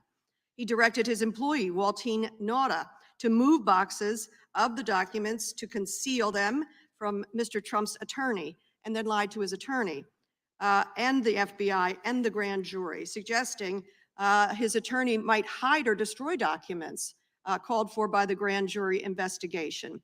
Mr. Hur, are those the type of aggravating facts to which you refer to in your report? Congresswoman, the aggravating facts that I refer to in the report are set forth and described in my report at page 11. Very good. Mr. Hur, to the best of your knowledge and investigation, did President Biden ever direct an employee to lie about, hide, or destroy classified information? Yes or no? We did not identify such evidence. Did he do so himself? We did not identify such evidence. And I want to give you a chance, since the transcript is out, to correct the record on an important point. Very sadly, your report on page 208 says that Mr. Biden couldn't come up with the date, the year of his son, Beau Biden's death, when in fact in the transcript it shows that you asked him the month. And do you know what he said, Mr. Hur? He said, "Oh God, May 30th. Would you like to correct the record? His memory was pretty firm on the month and the day. Congresswoman, I don't believe that's correct with respect to the transcript, but if you could refer me to a specific page, I'd be happy to look. I've read about it in reporting. Thank you. I yield back. Chair now recognizes Mr. Kiley. Mr. Hur, why did the White House ask you to remove parts of the report? What was the reason they gave for that? I don't have the letter in front of me, Congressman.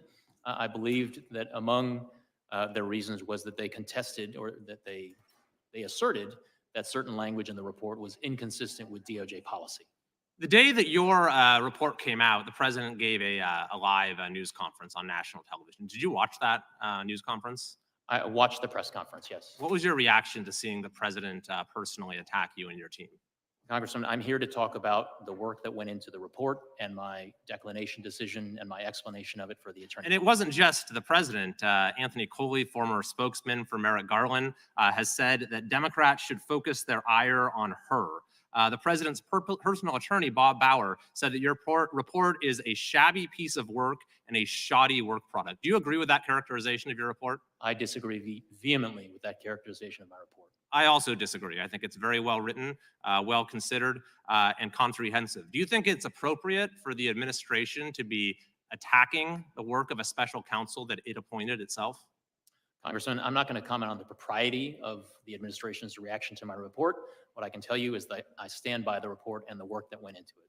Today, the ranking member started his opening statement by saying, Mr. Hur completely exonerated President Biden and called your report a total and complete exoneration. Mr. Hur, did you completely exonerate President Biden? That is not what my report does. Was your report a total and complete exoneration? That is not what the report says. So the statement by the ranking member was incorrect, yes? As I said, the report is not an exoneration. That word does not appear in my report. Based on the facts and anticipation of defenses presented in your report, could a reasonable juror have voted to convict? As I said in the report, some reasonable jurors may have reached the inferences that the government would present in its case in chief. So a reasonable juror could have voted to convict based on the facts that you presented? Correct. If you were on the jury, would you have voted to convict? I have not engaged in that thought exercise, Congressman, and so what I'd like to stick to is what's in the report, which is my assessment as a prosecutor. Sure. And what you did find in the report is that the president, you said this is page 200, risks serious damage to America's national security through his handling and mishandling of classified materials. And you identify, quote, a strong motive for the way he handled those materials. Two of the motives you cited was his desire to run for president and his desire to sell books. So a reasonable inference for your report is that the president risked serious damage to America's national security in order to make money and advance his personal political ambitions. Is that correct? The report includes a description of the evidence and different inferences that reasonable jurors could draw from the evidence. And you also note that the president described his predecessor's handling of classified materials as totally irresponsible. And your report concludes that Mr. Biden's emphatic and unqualified conclusion that keeping marked classified documents unsecured in one's home is totally irresponsible applies equally to his own decision. Is that correct? That language does appear in the report. You cite as a mitigating factor the fact that the president cooperated in the investigation. But at the time that the investigation was happening and these acts of cooperation occurred, the Mar-a-Lago investigation was already a matter of public record, correct? I believe that's correct. So we already had a public debate about the handling of classified documents and the potential application of the criminal laws to that general set of circumstances. I think that's fair. And so the president, when he decided to cooperate or not cooperate, had to know that that decision to cooperate or not cooperate would become known to the public and he would be judged accordingly. Is that correct? I'm not in a position to opine on what was or was not in the president's. But it's relevant to your analysis as to whether or not it counts as a mitigating factor. If he knew that he was going to have to be judged based on whether he cooperated or not, that would lessen its value as a mitigating factor. So did that in your analysis lessen its value? We undertook a comprehensive So assessment. that specific factor, did it lessen its value as a mitigating factor? That and all facts relating to the president's cooperation with our investigation. Another factor you discussed is deterrence. And you say that deterrence actually, the factor actually counsels against bringing charges here, because you said, as for general deterrence, future presidents and vice presidents are already likely to be deterred by the multiple recent criminal investigations and one prosecution of current and former president and vice presidents for mishandling classified documents. So that one prosecution, of course, is the indictment brought by Jack Smith. So by the very terms of your analysis, Jack Smith's indictment actually counseled against and was counted against bringing charges in this case. Is that correct? I'm sorry, Congressman, I don't follow your drift there. Well, you said that there's already deterrence because there's this prosecution out there in a prior case related to classified documents. So we don't need to bring another case to establish deterrent value. That was the essence of your analysis, correct? Congressman, what I'll say is that I will stand by the way and the specific words in which I characterize my assessment of deterrence value of a case under the principles of federal prosecution that's on page 254 and 255 of my report. Thank you. My time is out, but I'll just add the perverse implication here is that the administration, by the very terms of your analysis, actually made it less likely that the president would face charges by Jack Smith bringing an indictment. Thank you, and I yield back. Mr. Chairman, I have a unanimous consent request. Okay. Thank you. I ask unanimous consent to enter into the record two documents. First, the superseding indictment against Donald Trump in the Southern District of Florida, where he is currently facing criminal charges on 40 counts, including obstruction of justice, lying to the FBI, his unlawful willful retention of national defense Without information, objection, the and indictment withholding is the recognized. concealment of documents from law enforcement, among other things. That was the shortened version.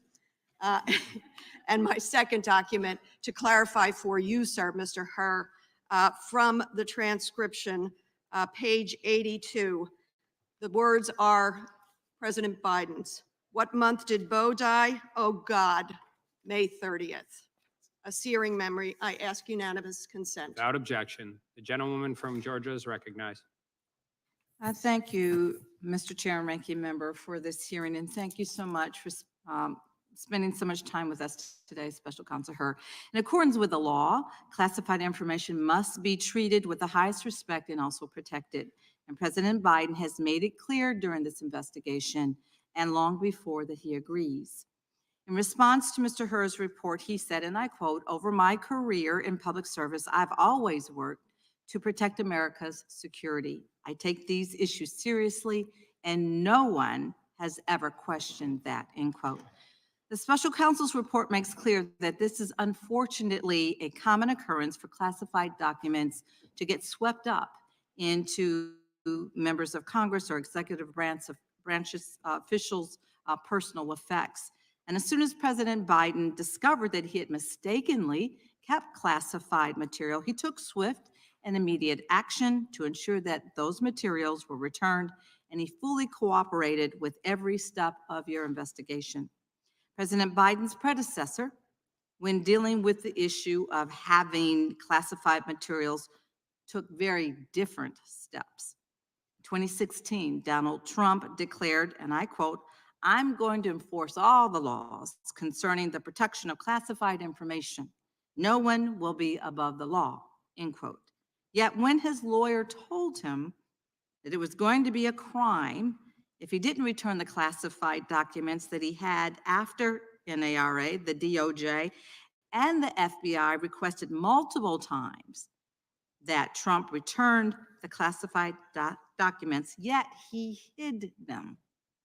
Trump himself acknowledged that the same year that service members have risked their lives to acquire classified intelligence to protect our country, yet he decided that his desire to keep these documents outweighed the potential loss of life for these people if those papers got out. Not only did Trump have a legal obligation, he also had a moral obligation to all of us, and he failed to live up to that. Mr. Hur, thank you for being here today. I'd like to talk about your report regarding President Biden and some of your findings. And for the sake of time, if you don't mind just answering yes or no, please answer this question. Page 187 of your report reads, "At no point did we find evidence that Mr. Biden intended or had reason to believe the information would be used to injure the United States or to benefit a foreign nation." Is this what you reported? For the sake of time, please answer yes or no. Congresswoman, you said page 187? Of your report, yes. Yes, at no point did we find evidence. Yes, that language is on page 187. Okay, so then this is what you reported, correct? That language is in my report. Okay, and Mr. Hur, you acknowledged on page 12 of your report that there are, as you said, numerous previous instances in which marked classified documents have been discovered intermixed with the personal papers of former executive branch officials and members of Congress. Please, once again, can you confirm for us, yes or no, the answer whether this is what you reported? That language appears at page 12 of my report. Page 323 also reads, "As a matter of historical context, there have been numerous previous incidents in which marked classified documents have been discovered, intermixed with the personal papers of former executive branch officials and members of Congress." Is this what you reported? That language appears at page 323. Thank you. Now it's my understanding that this has happened before, where classified documents are swept up into official papers. So, Mr. Hur, aside from Donald Trump, are you aware of similar instances in history where officials who have had these classified documents engaged in a months-long elaborate scheme to hide those documents from federal law enforcement officials? The one case that comes to mind that we do address in the report is the prosecution of General Petraeus.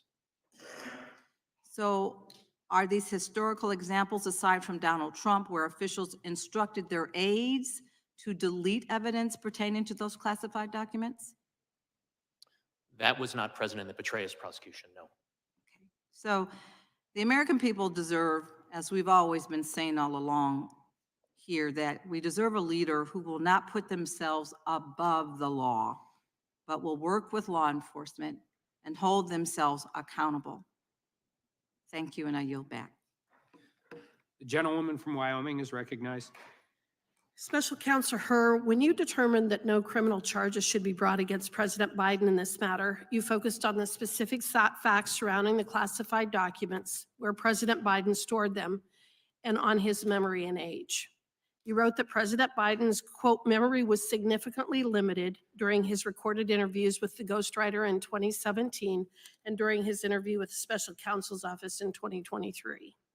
You also expressed concern that prospective jurors would be persuaded by President Biden's presentation as a sympathetic, well-meaning elderly man with a poor memory. Your assessment, however, was focused on how President Biden would currently present to a jury if he stood trial. Is that correct? That was an element of my explanation to the Attorney General for my decision. It was not the only element. Okay, that wasn't my question, but it was one of the things that we were considering was his current state of mind, his current memory. Correct? One of the things that I considered would be how, if a trial, whenever a trial theoretically were to be held, how President Biden would present himself to the jury if he elected to testify. Okay. You did not compare President Biden's current memory or condition with his memory or condition when he was in the Senate or when he left the vice presidency and took the classified documents subject to your investigation. Is that right? Actually, I believe that's not correct, Congresswoman. One of the things that's in the report is an assessment of the president's memory based on recordings from the 2016-2017 timeframe, recordings of conversations between Mr. Biden and his ghostwriter, and comparing that with the president's memory that he exhibited during our interview of him in October of 2023. So there was a comparison there. Okay, so, but unless there was some issue undisclosed to the American people during his 50 years in office, you found that Mr. Biden fully understood his legal responsibility related to the handling of classified materials. House Judiciary Committee, as well as the House Subcommittee on the Constitution and Limited Government. He received his Bachelor of Science from the United States Military Academy at West Point. After serving 8 years in the United States Army, he attended Cornell University, where he obtained a Master's of Business Administration and Public Administration and Industrial Labor Relations. You're a busy guy. We're honored to have you. Thank you very much. Thank you, sir. Congressman Hunt, proceed. Thank you, Chairman Durbin and Ranking Member Graham, for having me here today to speak about voting rights in America, the country that I love dearly. More importantly, I'm here to talk about the left's soft bigotry of low expectations. Because it's the Democrat Party, not the Republican Party, that thinks so little of Black America as a people of color that they make the case that being Black in America means we can't obtain a government ID to vote. And that's not only a ridiculous assertion, it's demeaning and it's insulting. When it comes down to it, many of my colleagues on the left like to pretend that we're still living in the 1950s. Well, we're not. I've got some good news for you. It's 2024, and I know what year it is because I've been Black for just over 40 years. And I'm also the son of a retired lieutenant colonel who grew up in the segregated South. You see, my parents grew up in a Jim Crow South in the 50s and 60s in New Orleans, Louisiana. Their next generation, my parents had 3 kids. My sister, brother, and I all went to West Point, all 3 of us. We all served our country in combat. And I sit before you today as a sitting United States congressman in a district in a suburb of Houston, Texas, that's a white majority district, that President Trump would have won by 25 points, and I won by almost 30 points. And that doesn't happen unless we've made some incredible progress in this great nation. Now, my colleagues on the left like to say that common sense voting laws, including requiring a government-issued ID, are racist, discriminatory, and burdensome. Do you know what my father had back in the 40s and 50s before it was even cool? A government-issued ID. And continuing in his footsteps, I too have multiple government-issued IDs. And while that might be shocking to many people in this country, people may ask, how's that happen? It's very simple. It's personal responsibility for all Americans in this country, regardless of what you look like. Sitting with me today is my global entry card, my military ID card, my Texas driver's license, my Texas license to carry, because that's how we roll in Texas, my congressional card, and of course, the good old-fashioned American passport. What sorcery is this? What am I, the Black Houdini? How was I able to pull off the impossible and attain not one, not two, not three, but 6 government-issue IDs? Personal responsibility in this country. I fought for this country as an Apache helicopter pilot to protect free and fair elections, and having a government-issued ID isn't racist, it's American. You need to have an ID to drive a car, to check into the airport, open a bank account. You need an ID for basically everything to be a responsible adult in this country, except for voting, apparently, according to the left.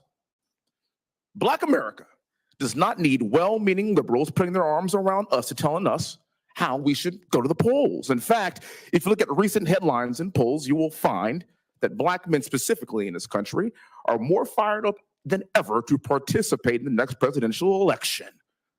And I think I know why, and I'm really looking forward to these results. For the record, in the 2022 midterms in Georgia, it proved that election integrity and ballot accessibility can be achieved hand in hand. After the 2020 election, Georgia passed a voter election integrity law, and subsequently, the Department of Justice filed a lawsuit against the state of Georgia, alleging that the Georgia law is discriminatory and aims to restrict citizens from voting. President Biden even called this law, and I quote, Jim Crow 2.0. Really? In my humble opinion, referencing Jim Crow for common sense election integrity laws is offensive to those who actually experienced Jim Crow, like my parents and their parents before them. In fact, the law wasn't discriminatory at all, because in the 2022 midterms, Georgia voters shattered voter turnout records across the state. And despite that record-breaking turnout in Georgia, the DOJ lawsuit is still pending. I suspect that it's because that record-breaking turnout resulted in a Republican governor being elected in Georgia, but I digress. I'm going to say the quiet part out loud, which I tend to do. I have a lot of respect for John Lewis, but the John Lewis Voting Rights Advancement Act is not about protecting voting rights. It's about solidifying Democrat power nationally. It's about federal control over state and local elections, which, by the way, is unconstitutional. It's about diminishing the security of our elections. And voter integrity laws aren't discriminatory. They are required for a functioning constitutional republic. I'm going to tell you today, I categorically reject the soft bigotry of low expectations. Black Americans and people of color are proud. We expect more of ourselves. That's what Black excellence really means to me. And above all else, we don't need a new solution to a problem that doesn't exist. Let me be clear. Making it to the polls to vote in person with an ID in this country today is a very low bar, extremely low bar. We can do it, white people can do it, Black people can do it, Americans can do it. And we should all want that for free and fair elections. If you want to be on the right side of history, you should reject the Democrats' party's attempt to wind the clock back 70 years. Because I'm sitting right here in front of you, and I'm here to tell you we've come a long way. Let's continue this progress. Thank you for your time. Thank you, Chairman. Thank you, sir, for having me. Thank you, Congressman. We'll now switch to our second panel. If the witnesses for the second panel will start to come forward, we'll start shortly. I thank everyone for their patience. Let me introduce the majority witnesses. Need you to take my boat out for a run. Yeah, okay, Pop. We're gonna show you what real fishermen can do. Your vessel's been seized. I got a $100,000 fine. I have resources and they want to do business. You know what line you're crossing.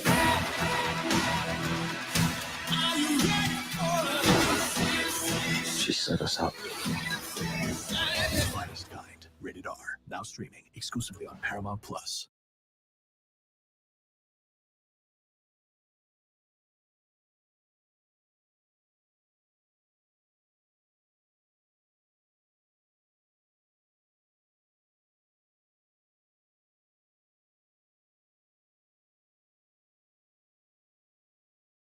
I think we're gonna be falling in. Book at secretsresorts.com now for your limited time offer.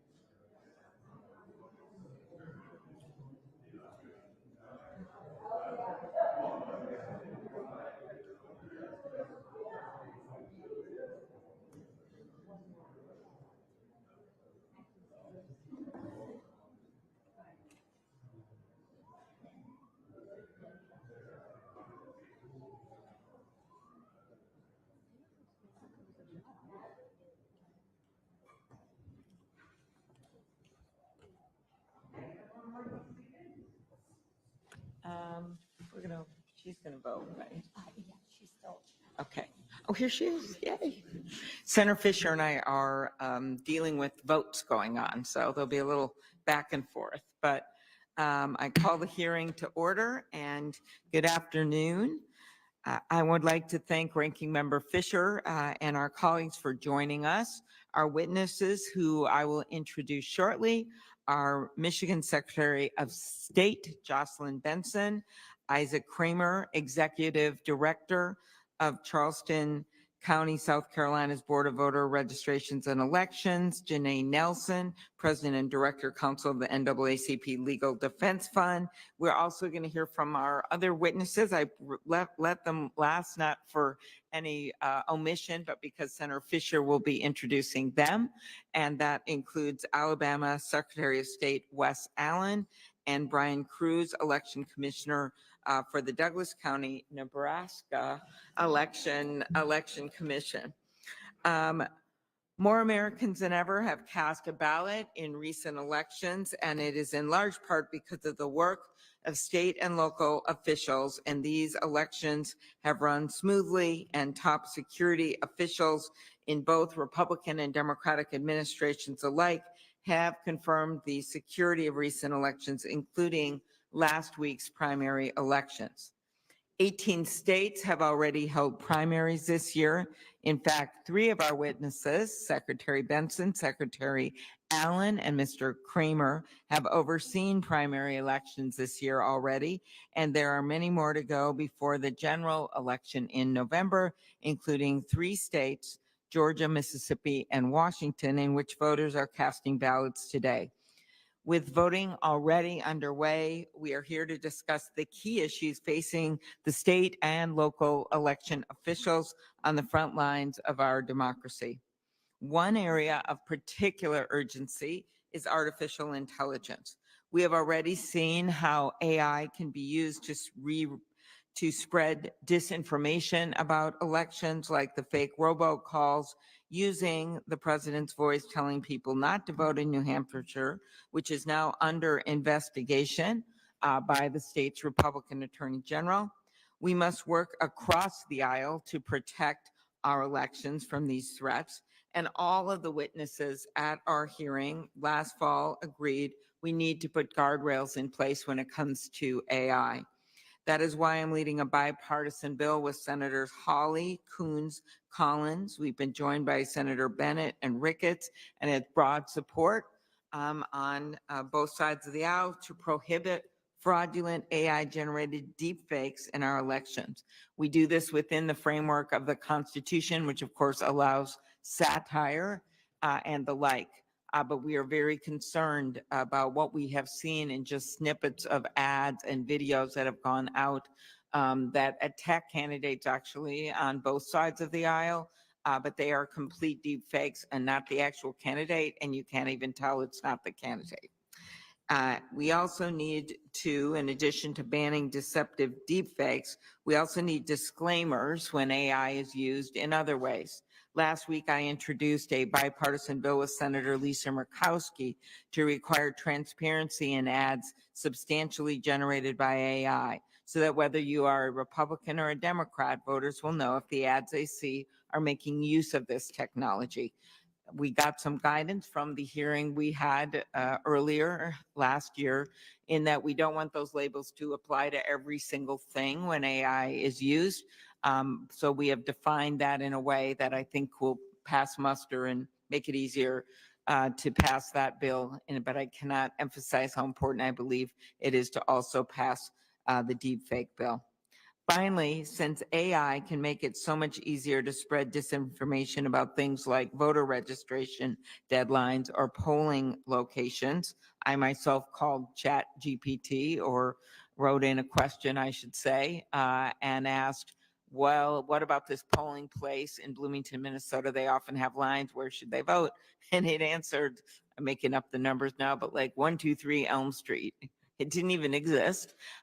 Clearly, they have work to do. So we have concern about that as well. We must tackle these issues head on. One way is to the work Senator Collins and I are doing to require the Election Assistance Commission to issue guidelines so election officials are prepared to meet these challenges. 6 states, including my state of Minnesota and Secretary Benson's state of Michigan, have passed new laws to address AI in elections, and more than 36 states have bills pending, both red and blue states. But we cannot rely on a patchwork of state laws, and Congress must act. Election workers, including volunteers, also continue to face a barrage of threats and intimidation. We have heard testimony in this committee from officials from both parties about threats targeting them and their families. It is no surprise that a survey last year found that nearly 1 in 3 election officials said that they have been abused, harassed, or threatened, and 1 in 5 said that they know someone who left their job due to safety concerns. This has a real impact on how elections are run, including efforts to recruit poll workers and volunteers. Last November, more than a dozen anonymous letters, some containing fentanyl, were sent to election offices in at least 6 states, leading to evacuations and delays in ballot counting.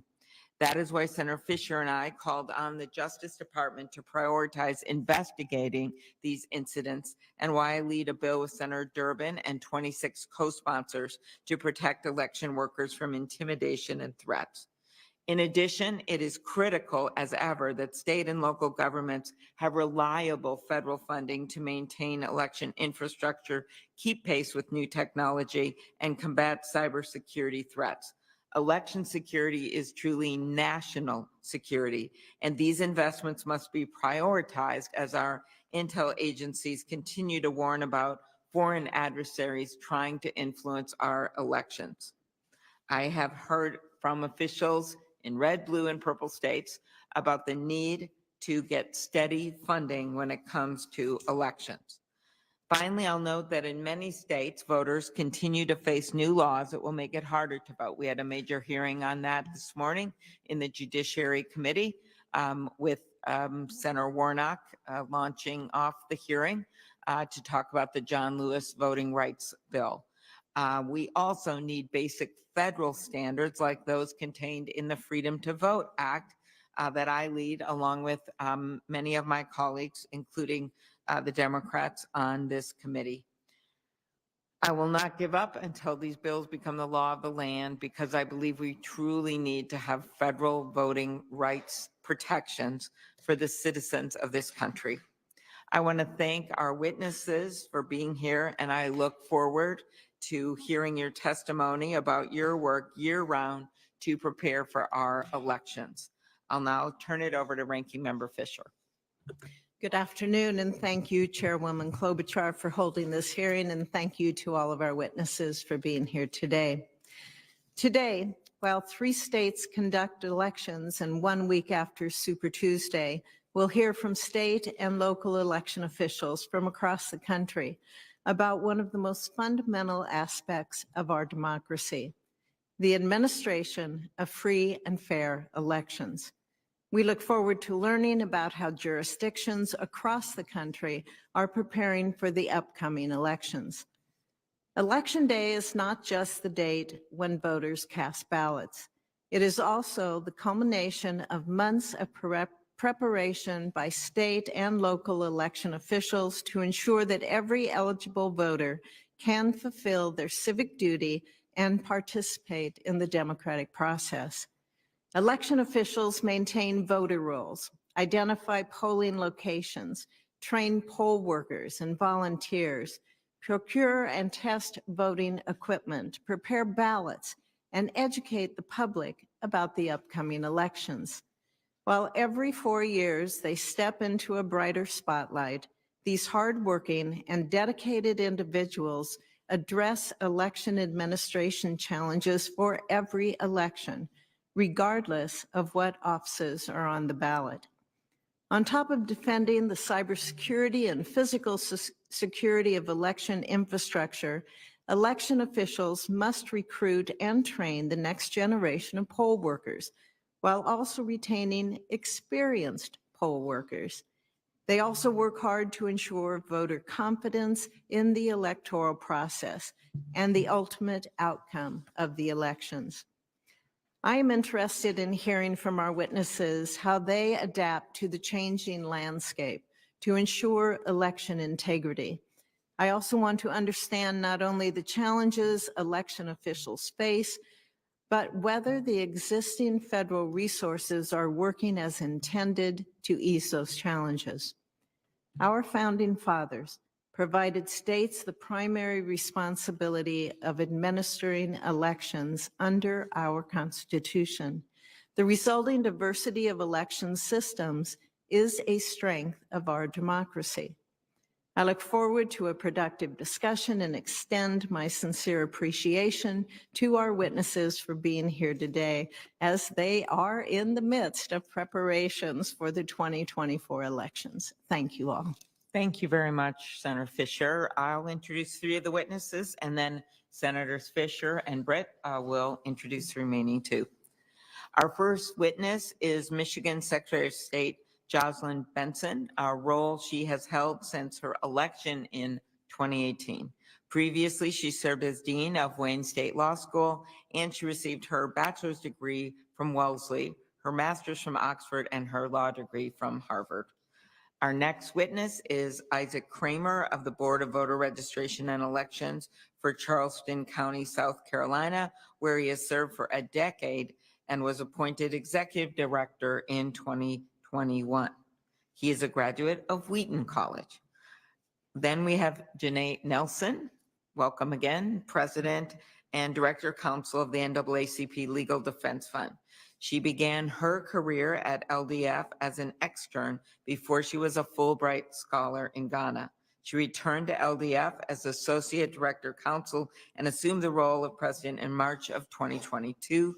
She received her bachelor's degree from NYU and her law degree from the University of California, Los Angeles. Senator Fisher. Thank you, Madam Chair. Again, I thank all of our witnesses for being here today. We have with us Mr. Brian Cruz from the great state of Nebraska, who serves as the Election Commissioner for Douglas County. Mr. Cruz has served as Douglas County's Election Commissioner since 2016 and was recently reappointed for a third term. I've had the privilege of working with him to serve Nebraskans for many years, and I'm pleased that he's come all the way from Omaha, Nebraska to be with us here today, but we have direct flights. Thank you.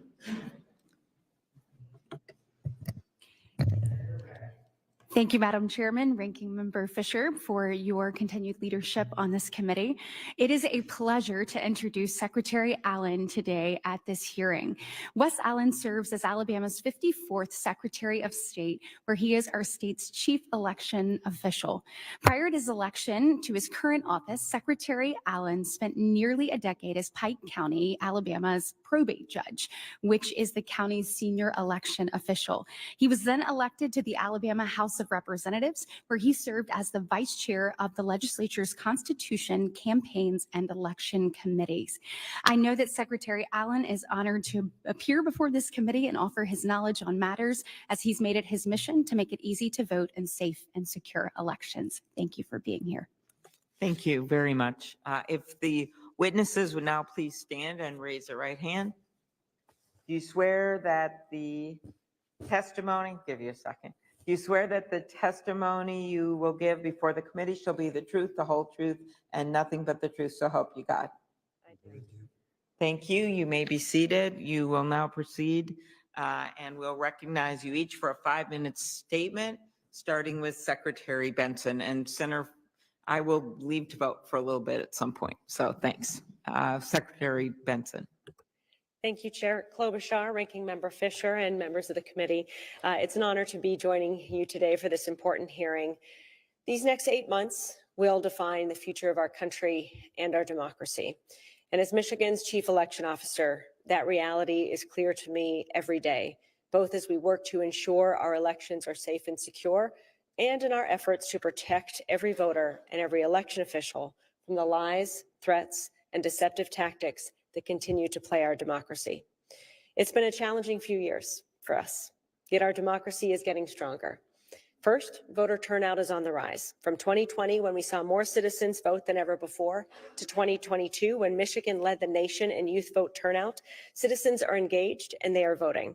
Second, the number of ways voters can participate in our elections continue to expand, from the right to vote from home to early voting to traditional election day voting places. Michigan's experience underscores that the expansion of options to vote directly leads to higher voter participation across the political spectrum in every election.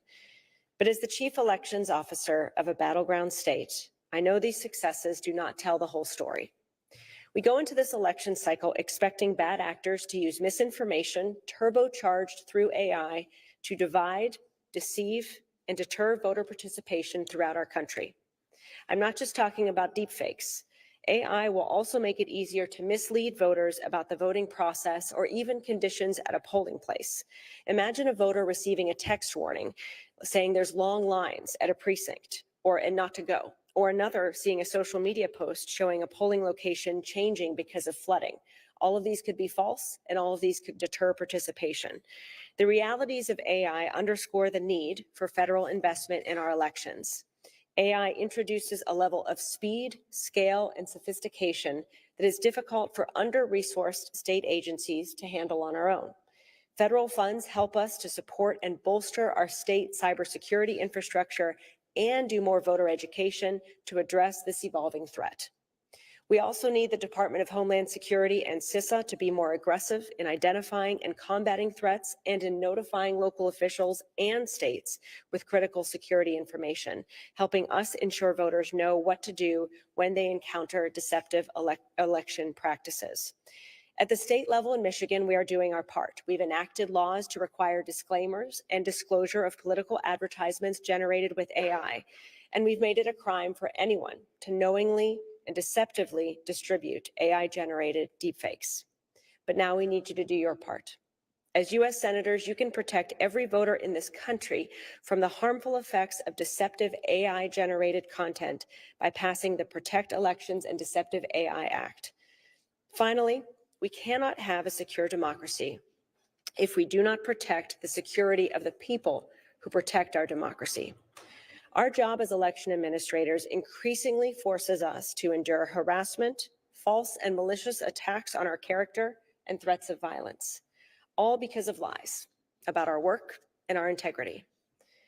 On a morning walk throughout her neighborhood, Detroit City Clerk Janice Winfrey was approached by a man who told her, "You are going to pay dearly for your actions in this election." Oakland County Elections Director Joe Rozelle was recently threatened that he would be hanged for treason. Former Rochester Hills Clerk Tina Barton received a voicemail saying 10 million patriots will surround you when you least expect it, and that she deserved a knife to the throat. These are just a few examples of what our election administrators endure. And as misinformation increases, so do the threats. We all have a duty to protect the people who protect democracy.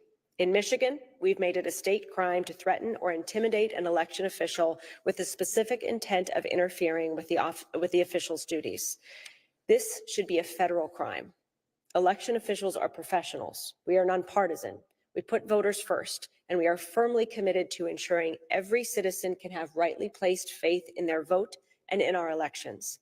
It should be your highest priority to ensure we have the funding, the resources, and the legal protections to make democracy work for everyone, because ensuring our security is critical to ensuring election security.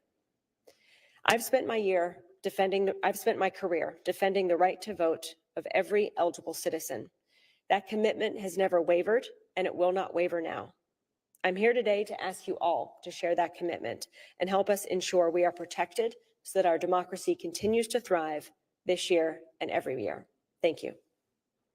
Thank you so much, Secretary Allen. Yes, ma'am. Thank you. Good afternoon, ladies and gentlemen. I appreciate the opportunity to speak to you today about election security. As Alabama Secretary of State, I serve as the state's chief elections official and work closely with the probate judges, circuit clerks, sheriffs, absentee election managers, poll workers, boards of registrars, who are all an integral part of our elections process at the local level in each of our 67 counties. When I took the oath of office 14 months ago, I made it a top priority to ensure that our elections are fair and secure so that every eligible voter who wishes to cast a vote in any election in our state could do so with confidence, knowing that their vote would be properly counted. Elections are the bedrock of our constitutional republic, and it is my constitutional duty to ensure our elections are conducted with integrity, honesty, and accuracy. Voter registration and voter file maintenance are the foundation of election integrity. Registered voters can choose to participate in elections in Alabama with the confidence that our elections process is fair and secure because Alabama has taken steps, solid steps, in our state to ensure election integrity. We have enacted legislation in Alabama that makes it illegal for any voting tabulator to be connected to the internet. Alabama state law requires the use of paper ballots in all elections. Each of our voters must verify their identity with photo identification at his or her polling place. If a voter does not have a valid photo ID for voting purposes, my office will send someone to the location of their choice, even their home, to issue them a voter ID upon request. Proper voter file maintenance is essential in instilling and preserving confidence in elections. Just this year, I, with the help of the dedicated team of the Office of Secretary of State, established the Alabama Voter Integrity Database, AVID. For the first time in our state's history, we have been approved to directly cross-check our voter file with the National Death Master Index maintained by the Social Security Administration, so that when an Alabama voter dies in another state, we are able to identify and remove that individual from our voter file. Quickly removing a deceased Alabamian from our voter file not only instills confidence, but also allows us to maintain a more accurate voter file. Every state should be able to do this, but excessive federal regulations make it more difficult than it should be for states to access this important information. You, as members of the United States Senate, can remove these obstacles and make this information immediately available to every Secretary of State in the country. AVID also enables us to work with the Alabama Law Enforcement Agency to receive notifications of Alabama licensed drivers over the age of 18 who have received a driver's license in another state. Additionally, by comparing the National Change of Address database maintained by the United States Postal Service to our voter file, we identified registered Alabama voters who have requested to have their mail forwarded due to moving to a location outside of the state. For the first time in our state's history, we have entered into agreements with each of our border states, allowing us to identify people who are registered to vote in Alabama and in a border state. Voters who are identified as possibly relocating through any of these methods receive a mailer from their county boards of registrar, asking them to confirm their relocation or update their Alabama voter registration information. To date, we have, through AVID, identified 109,709 Alabama voters who have likely relocated outside of the state. But unlike deceased voters, we cannot quickly remove them from the Alabama voter file. The National Voter Registration Act of 1993, also known as the NVRA, mandates that we wait 4 years to make such removal. If I can make a recommendation to this body to increase confidence in our elections, it would be to shorten the 4-year waiting period mandated by the NVRA, especially considering the fact that state-to-state movers account for 19.9% of all relocations, according to the U.S. Census Bureau. The 4-year waiting period allows an individual to remain in a voter file in a state in which they no longer live for several elections, including a presidential election, a U.S. Senate election, a gubernatorial election, 2 congressional elections, and numerous local elections.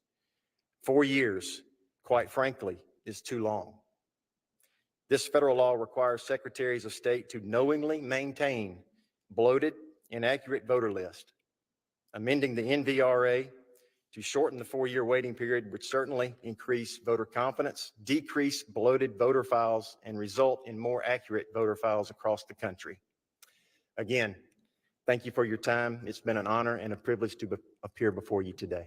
Thank you. Thank you very much, Secretary. Mr. Kramer. Chairwoman Klobuchar, Ranking Member Fisher, and members of the committee, I want to thank you for having me here today. As was mentioned, I'm the Executive Director of the Charleston County Board of Elections, but also have the privilege of serving as the Vice Chair of the Elections Subcommittee for the National Association of Counties, and as a member of the United States Election Assistance Commission Board of Advisors. I cannot overstate the significance of the county perspective in any topic involving election administration. We are the frontline workers responsible for ensuring smooth elections nationwide. Administering elections in Charleston County is a responsibility I hold with the utmost seriousness. But my journey is also very personal to me. It's rooted in my mother's dream of becoming a U.S. citizen when I was a child. Witnessing her exercise her right to vote left a permanent mark on my life, igniting in me a passion for politics and then election administration. I am here testifying before you because of her hard work and determination. And as we stand on the threshold of another crucial election cycle, it is important for us as election administrators to draw from the lessons of the past to strengthen the foundation of our democracy for the future. When we reflect on the preparations for this upcoming year, in Charleston County, our main concerns revolve around three pivotal needs, and these are crucial: the protection of election officials, the security of our polling places, and the assurance of adequate federal funding. The safety and well-being of our election personnel is at the heart of our operational concerns. During the June 2022 primaries, our polling places became battlegrounds for these disruptive elements to the democratic process. A local group traveled to each polling place on election day. They harassed our poll workers. They claimed we were breaking the law. And at several locations, they actually called law enforcement to arrest our poll workers. Just to be clear, South Carolina law does not allow us to have law enforcement enter a polling place unless they've been summoned by the majority of poll workers. And then one of the leaders on social media posted this: "For all of you on the team tomorrow observing the polls, good hunting. You know what you're looking for. We have the enemy on their back foot. Press the attack forward." The enemies he's referring to were his neighbors. Good people who are just trying to carry out their civic duty of the democratic process. And as our lead poll manager returned on that night, many of them expressed to me personally they felt unsafe. I believe Charleston County can be a model, though, for other election officials across the country trying to see how they can make their polling places safe and their voters safe.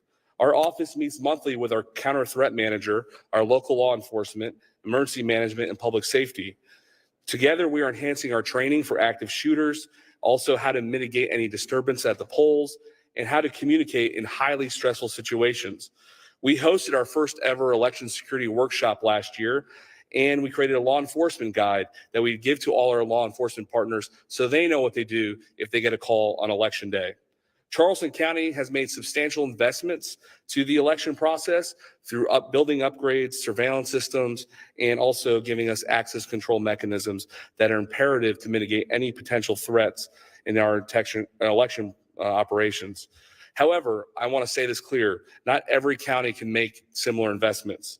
Numerous counties in South Carolina, rural and urban, need an infusion of federal funds to improve the security of their election infrastructure. And that's very vital to the security of our elections. South Carolina is one of several states that does not pass HAVA grant money to the county level. This needs to change. Congress needs to give us the ability, the counties, those funds, so we can have a direct access, because we are the ones who run elections day to day. This year, we have a huge effort to recruit the next generation of poll workers, as many of them have left due to threats and harassment. To demonstrate that it's possible that counties can apply directly for funding, the EAC awarded $1 million to support the Help America Vote College program.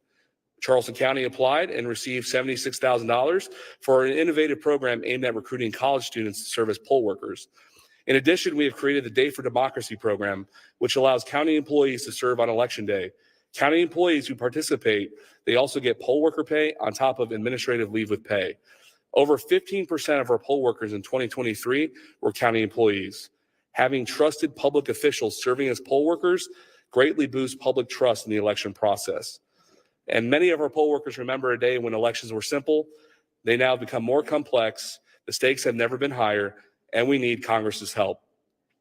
You can pass Senator Klobuchar's Election Worker Protection Act, or other proposals that will strengthen election worker safety. Also, we must impose penalties on anyone who would threaten, pressure, or dox election officials.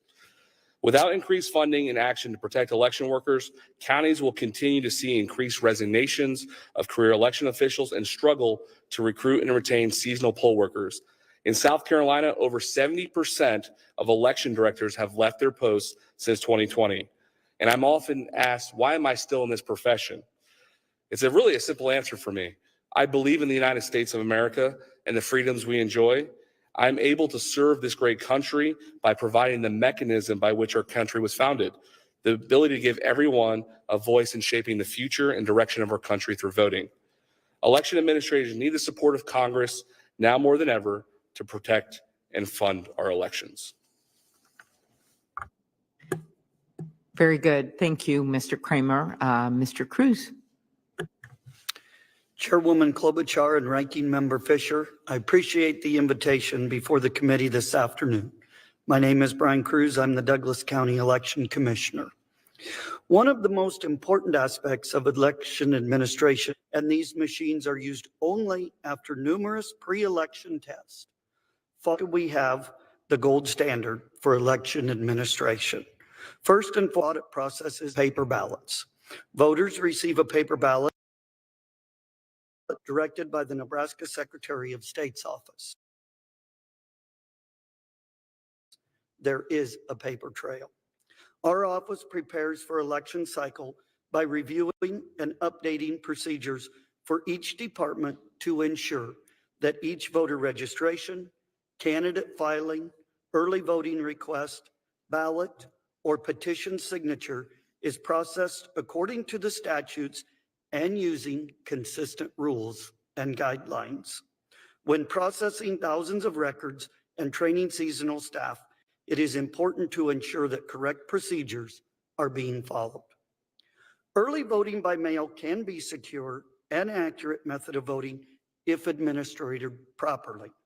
For polling place elections, Nebraska law requires voters in the majority of counties who choose to vote by mail to request an early voting or absentee ballot prior to each election, as ballots cannot automatically be sent. Signatures and now voter ID requirements are checked at the time of each request is processed. If these requirements are not met, a ballot will not be sent. Upon ballots being returned, signatures are checked again. Drop boxes in Douglas County are secure under 24/7 surveillance cameras and emptied each week day by 2 individuals of differing parties.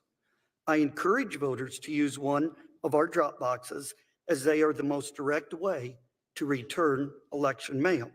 The voter places the item in the box and election workers pick them up. There are no third parties involved. Voters in Douglas County across all political spectrums have embraced the drop boxes. On average, 77% of all by mail ballots are returned via one of our drop boxes. Bolstering public confidence in our elections is vital to successful elections. Local election officials are the trusted source for getting the message out about elections. I am fortunate and grateful that I have a good relationship with the local media, TV, radio, and print, as they assist my office in disseminating accurate and timely information. The big task this election cycle for Nebraska is the implementation of voter ID and making sure voters know what is needed both for by mail early voting and election day voting in order for their ballot to be accepted and their voices to be heard. The media is also a vital partner in reminding voters of deadlines and other helpful guides to make the process successful. For instance, working with our office to create an infographic or flow chart of the voter ID options. My Chief Deputy Election Commissioner and myself attend as many community events as possible to provide election education, answer questions, and build relationships. These relationships have forged trust and have been instrumental for my office in correctly informing voters of changes related to elections. In Nebraska, we are also unique in the fact that we have a state law, the only state which allows for poll workers to be drafted, similar to jury duty. Douglas County was the only county in Nebraska that conducted a draft for many years. Some advantages to drafting poll workers are increased community awareness of the election process, less difficulty in securing election workers, and a younger workforce with an average age in the mid-50s, while the majority of poll workers nationwide are over 60. In conclusion, it is my privilege to serve the voters of Douglas County and an honor to be here representing the 93 county election officials in Nebraska who work diligently to conduct accurate elections. I encourage all citizens from coast to coast to go and have your voices heard on Election Day. Thank you for inviting me today, Senator Fisher, And thank you to the committee for your time. Thank you very much, Mr. Cruz. Ms. Nelson. Chair Klobuchar, Ranking Member Fisher, and committee members. My name is Janae Nelson. I'm the President and Director Counsel of LDF, formerly the NAACP Legal Defense and Educational Fund.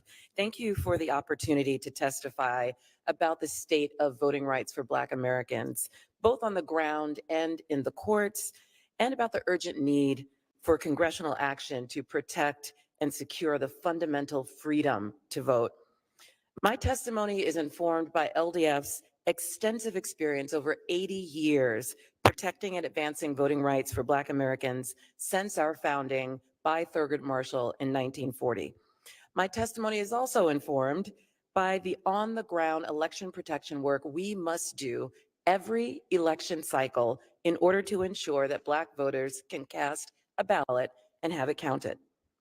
Last week was the 59th anniversary of Bloody Sunday, when patriots like John Lewis were brutally beaten in Selma, Alabama for simply demanding the right to vote. Their courage and action led to the passage of the Voting Rights Act of 1965 and the true start of our multiracial democracy. We need Congress to follow in the steps of those foot soldiers with courage and action today. It's been more than a decade since the Shelby County decision where the Supreme Court gutted the heart of the Voting Rights Act, and Congress still has yet to act. But in that decade of congressional inaction, states that were previously subject to preclearance have aggressively and systematically trampled on voting rights, especially those of Black citizens. Alabama, North Carolina, Texas, and other states with histories of discrimination advanced harsh voting restrictions within days, even hours of the Shelby decision, and a wave of voter suppression laws followed across the country. More recently, the big lie and other myths to undermine faith in our elections have stoked a backlash against voters of color. Some states have targeted the precise pathways to the polls that Black voters have used in recent years, whether it's eliminating or limiting drop boxes in Florida, early voting in Georgia, or vote by mail in Texas. Artificial intelligence is being weaponized to advance frivolous mass challenges to registered voters in Georgia, and this is gaining traction through programs like Eagle AI as a nationwide strategy to distort the electorate. The increased use of AI also threatens to turbocharge disinformation campaigns historically targeted at Black voters. Despite decades of progress towards becoming a more inclusive, just, and equal democracy, we're swiftly moving in the opposite direction. In Alabama, Black and white voter turnout was nearly equal in 2012. But a decade after Shelby, Black voter turnout now lags nearly 8 percentage points behind white voter turnout. Georgia had the largest racial disparity in turnout in 2022 than at any point in the last decade. And the 2020 redistricting cycle was rife with discrimination. Of the 9 states previously subject to preclearance, 6, 2/3, have faced lawsuits challenging their maps for racial discrimination. Federal courts have already found in 3 of our recent cases, Alabama, South Carolina, and Louisiana, that the states created racially discriminatory districting maps, congressional maps. So let's be clear. While LDF is fighting in the courts along with our other civil rights sisters and brothers, we cannot litigate our way out of this problem, but Congress can legislate. Black Americans are headed into November with a shredded shield. As a result of the Shelby County and Brnovich versus DNC decisions, the Voting Rights Act is a shadow of its former self. Precisely when we need strong voting rights protections in the face of rising authoritarianism, destructive court decisions combined with inaction by Congress have stripped them away. The state of voting rights for Black Americans is tenuous, and that is an urgent crisis for our democracy and for this Congress. The President issued a powerful call to action in last week's State of the Union address, and he named the specific solutions that were reintroduced in both chambers, the John R. Lewis Voting Rights Advancement Act and the Freedom to Vote Act. both of which we call on Congress to pass.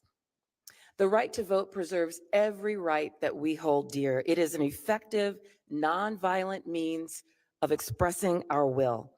Protecting the right to vote should not be a matter of partisan politics. It is the duty of all elected officials to honor and protect the sacred act that has enabled them to serve. Thank you, and I look forward to your questions. Thank you very much, Ms. Nelson. Senator Warner is going to take my spot because he has to leave and is chair of the Intel Committee, so he has some interest in protecting our elections. And then we'll turn it over to Senator Fisher, and then we'll go from there. Thank you. Thank you, Madam Chairman. Thank you for holding this critically important hearing. And I appreciate our panel here. Senator Klobuchar is right. I'm chairman of the Intelligence Committee. Yesterday, we had the worldwide threats briefing from FBI, CIA, ODNI, NSA, all of our intelligence community across the board in law enforcement. They indicate, and I believe that we need more hearings like this, and I appreciate Senator Fisher's involved with this as well, that in many ways, we are potentially less protected as we go into 2024 in terms of the security of our elections than we were during 2020. And that's a pretty stunning fact. And there are 4 reasons why this is the case. And I'm talking about now interference from foreign malign influence. Number one, a number of our adversaries have seen how cheap and effective it is to interfere in our elections. The template that was laid out by Russia in 2016 was literally pennies on the dollar. And if you're thinking about trying to disrupt, it's a heck of a lot cheaper to use technology to disrupt and undermine another nation state's elections than it is to buy airplanes, submarines, and tanks. Russia continues in not just in our elections, but elections around Europe, around the world, and intervening. China has picked up some of these techniques as well, Iran, other nation states as well. So we have a series of nations, and again, particularly led by Russia, who realizes that interfering in our elections could have dramatic effects on America's position in terms of support of Ukraine. Their interest level is higher, number one. Number two, and this is just the nature of our politics today, Americans on either end of the political agenda have much less faith in many of our institutions, and unfortunately, much less faith in particular in the integrity of our election system. Number three, there was a case, Murtha versus Missouri, that the Fifth Circuit put out a ruling in last July, I think ill-suited, and the Supreme Court is reviewing it now, and while they have put a stay on this, that literally prevents voluntary communication between our government and social media companies. I remember in the aftermath of the 2016 incursion, the CEO of Facebook, Mark Zuckerberg, said repeatedly in public, you know, if the federal government has got evidence of Russians or other entities being on Facebook, please share that with us. Well, in a bipartisan fashion, led by then Chairman Richard Burr, the Intelligence Committee shared that information. And I have to say, all throughout actually the Trump administration, and in this case, the Trump administration did right, there was voluntary sharing that went back and forth on a regular basis. So if NSA or CISA found a evidence of foreign malign influence, that could be shared on a voluntary basis with the other companies, and vice versa. As of last July, and literally until about 2 weeks ago, there had been no communication between those social media platforms where a lot of this foreign misinformation, disinformation takes place, and the government. And then finally, and I know the panel has talked about this a bit already, we have the whole new advent of artificial intelligence. AI brings at a scale and speed tools to interfere, misinform, disinform, We all know about deep fakes in terms of our images or our voices. It can happen at a scale and speed in which, and I have a particular appreciation for all of the secretaries of state here, that you guys, there's no way you can keep up with. So I feel it's critically important that we do a better job in a bipartisan fashion of educating the American public that this problem has not gone away, that our adversaries wish us ill. Lord knows we have enough divisions between Americans in terms of our political views that we ought to argue amongst ourselves, and that's appropriate. But to somehow have this overly influenced, amplified, misinformed, disinformed by foreign malign influence is incredibly problematic. I know my clock is about out, but Secretary Benson, if you could just briefly, ERIC was a system that was voluntarily set up, again, by folks from the Trump administration that unfortunately states have exited. You decided in Michigan to come into that system. Could you briefly address, and I thank the ranking member for allowing me to get that question in. Yes, I want to also address what you were talking about with the threats of misinformation. But yes, Michigan has been a member of ERIC since 2019, and we found it to be a really effective method to collaborate with the current membership is 24 other states, as well as Washington, D.C., to ensure, a lot of what my colleague from Alabama was talking about with his state system, that we're actually able to do collaboratively with states around the country quite effectively, increasing the accuracy of our voter rolls through what heretofore has been the most secure and effective bipartisan collaboration of states to protect the integrity of our elections that our election administration system has ever seen. It has been victimized by a lot of misinformation, and I actually want to, which really underscores how lies around our democracy harms the security of our democracy. And as you just said very clearly, and one thing we're not talking enough about is that our foreign adversaries to this country have a greater incentive than ever before in this election cycle to interfere with our elections processes. The way they will interfere with our processes is not through trying to harm our infrastructure. Our elections are secure. We all use paper ballots. We all have audits. We all have several layers of security in place to protect every voice and every vote and ensure every eligible vote and only eligible votes are counted. Where misinformation and where foreign threats will affect our elections aren't just through AI, but are in multiple, multi-scale attempts to fool voters about their rights in an effort to cause confusion and chaos and instill fear, in an effort to deceive voters, to divide us as Americans, and to deter us from believing in our voice and in our votes. In that effort, to combat that effort, we must invest in efforts to educate our citizens, boost trusted messengers from all sectors and all parties, and collaborate more than we ever have before to ensure we are marching forward arms locked to protect every citizen's voice in this election from efforts to fool them about their voice and about their votes. The federal government must be a partner in that effort. CISA must be a collaborative partner in that effort, working with all of us to ensure that we are recognizing what maligns our election system isn't really left or right. It's this foreign interference that could cause every citizen in this country to stop believing, not just in their institutions of government, but in their own voice. And against that, we can all fight proudly, I believe, and we can be successful if we do it together. Thank you, Senator Warner.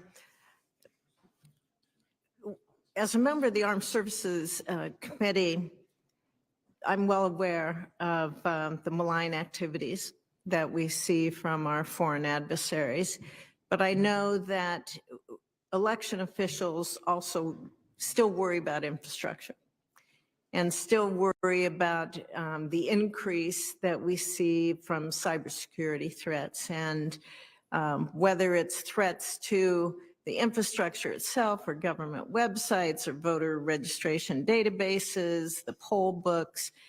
So Secretary Allen, could you tell us about how Alabama has worked to mitigate potential cybersecurity threats and whether you've encountered any unique challenges in this process and whether you see some of those threats changing over time as well? Yes, ma'am. Thank you.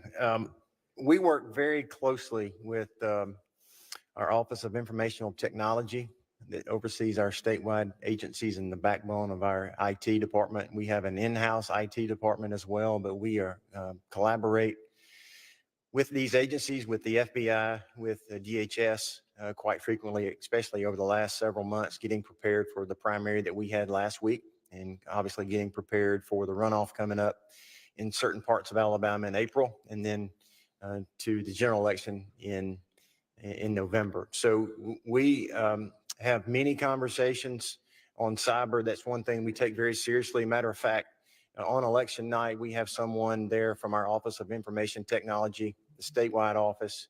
We have someone from our own IT department in our office as returns, unofficial returns come in in the evening to make sure if there's ever anything that pops up on our radar that we are able to answer them very, very quickly and to mitigate any kind of potential threats that are out there with us or maybe targeting Alabama. So we work across many platforms to make sure that we're ready to fend off any type of cyber attacks in Alabama.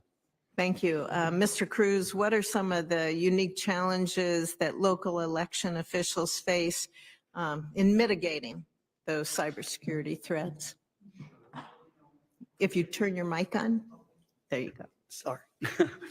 You know, the big one, I think, obviously would be the disinformation. If someone were to hack a website of ours and try and change information or results, something of that nature. Also, the AI of impersonating myself, you know, perhaps saying polling place changes or deadline changes, things of that nature. We're fortunate in the fact, or I'm fortunate in the fact, that in Douglas County, we have the group called .com, the Douglas Omaha Technology Commission, and it's a joint venture. They really are the experts on technology, cybersecurity, and things of that nature. And so they provide all of that for me. I also do have two gentlemen in-house in our election system and technology department. They created our website. They maintain our website. So if something were to happen, we hopefully could fix it in-house fairly quickly. We don't contract with a third party for that.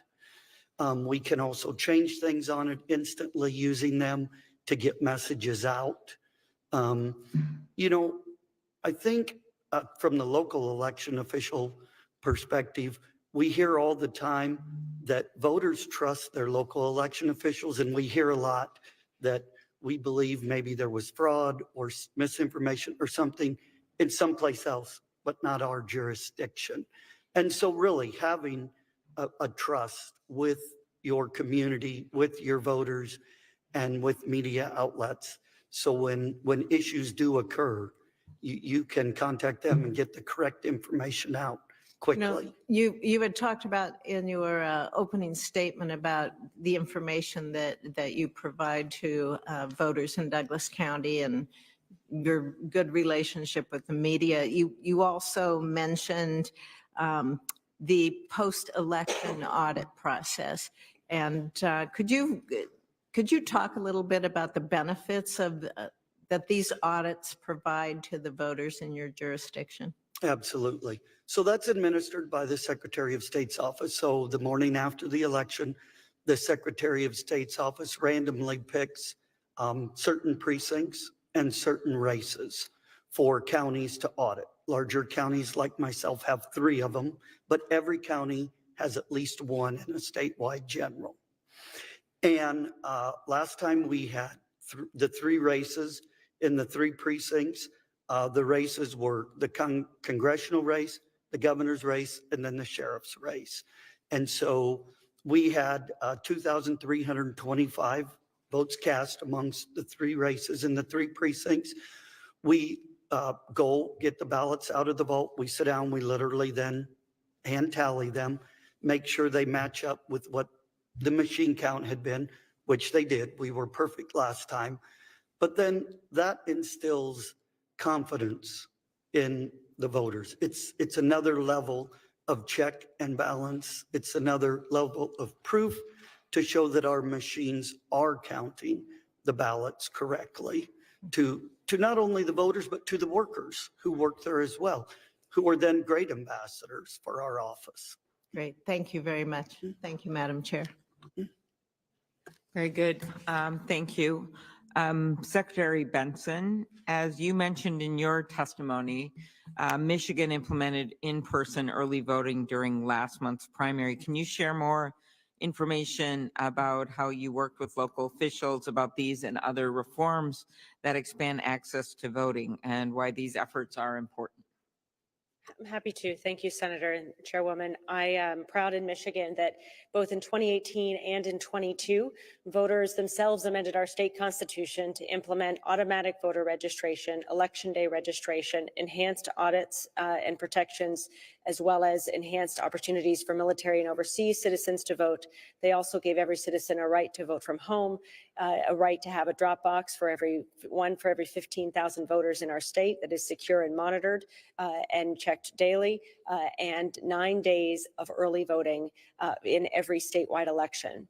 Our presidential primary held just last month was the first statewide election in which we held early voting, and we found it to be a game changer in how citizens have access to cast their ballot, not just on election day, but in-person voting 2 Saturdays or 2 Sundays or a full week before election day can dramatically increase voter engagement and turnout and address the fact that when we look at who's not voting, a lot of the reasons why, according to various surveys and data, is because of inconvenience, because they can't get to the polls in a certain time and a certain day. But expanding the number of election days we have has dramatically given more citizens opportunities to participate and has given more democracy partners opportunities to engage citizens in becoming fully educated and informed voters. Thank you. I mentioned AI, and we know that we already have misinformation out there and how viral it can go. Ms. Nelson, can you speak briefly on how disinformation targets voters to suppress the vote, number one, and then how AI would make it even easier for disinformation to go viral? Yes, disinformation is something that is not new to our election system, unfortunately. Black voters in particular have been targeted throughout the time they've enjoyed the right to vote with information that would mislead them as to where to cast a ballot, whether they were eligible. There have been many barriers based on false information.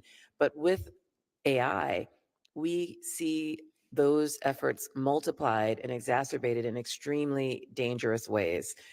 For example, we look at the current practice of doxing. I mean, that's something that harkens back to when Black people would vote in the Jim Crow era, and they would have their names and information broadcast to the community so that they might suffer violent repercussions for exercising their right to vote. Similarly, today we see doxing and people's information being spread, but now at warp speed across the country into the dark web and permeating some of the most dangerous spaces because of technology. And we also see images being used where you have manipulated images of voters and communities that misrepresent what their choices are. So it's quite dangerous and it's hard to detect. And we certainly need legislation to improve that. But importantly, we need protections for the right to vote to enable voters to cast a ballot that will be counted.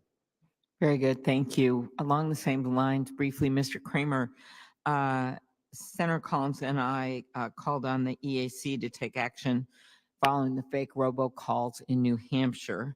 And it voted unanimously to allow state and local officials to use federal funds to combat AI-generated disinformation. Can you talk about efforts from local officials to take this on? Yes, thank you. I think the first thing is using that example in New Hampshire.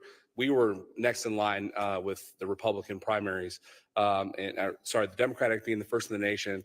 It was a little confusing in New Hampshire there, but Mr. Cruz was ready to, take that on. So go ahead. But at the end of the day, the first thing as election officials we do is plan and making sure that our local partners. And one thing I'm very thankful for, we have a counter threat manager in Charleston County who's monitoring all the threats that are coming in across the nation and using that information to then inform our decision-making process.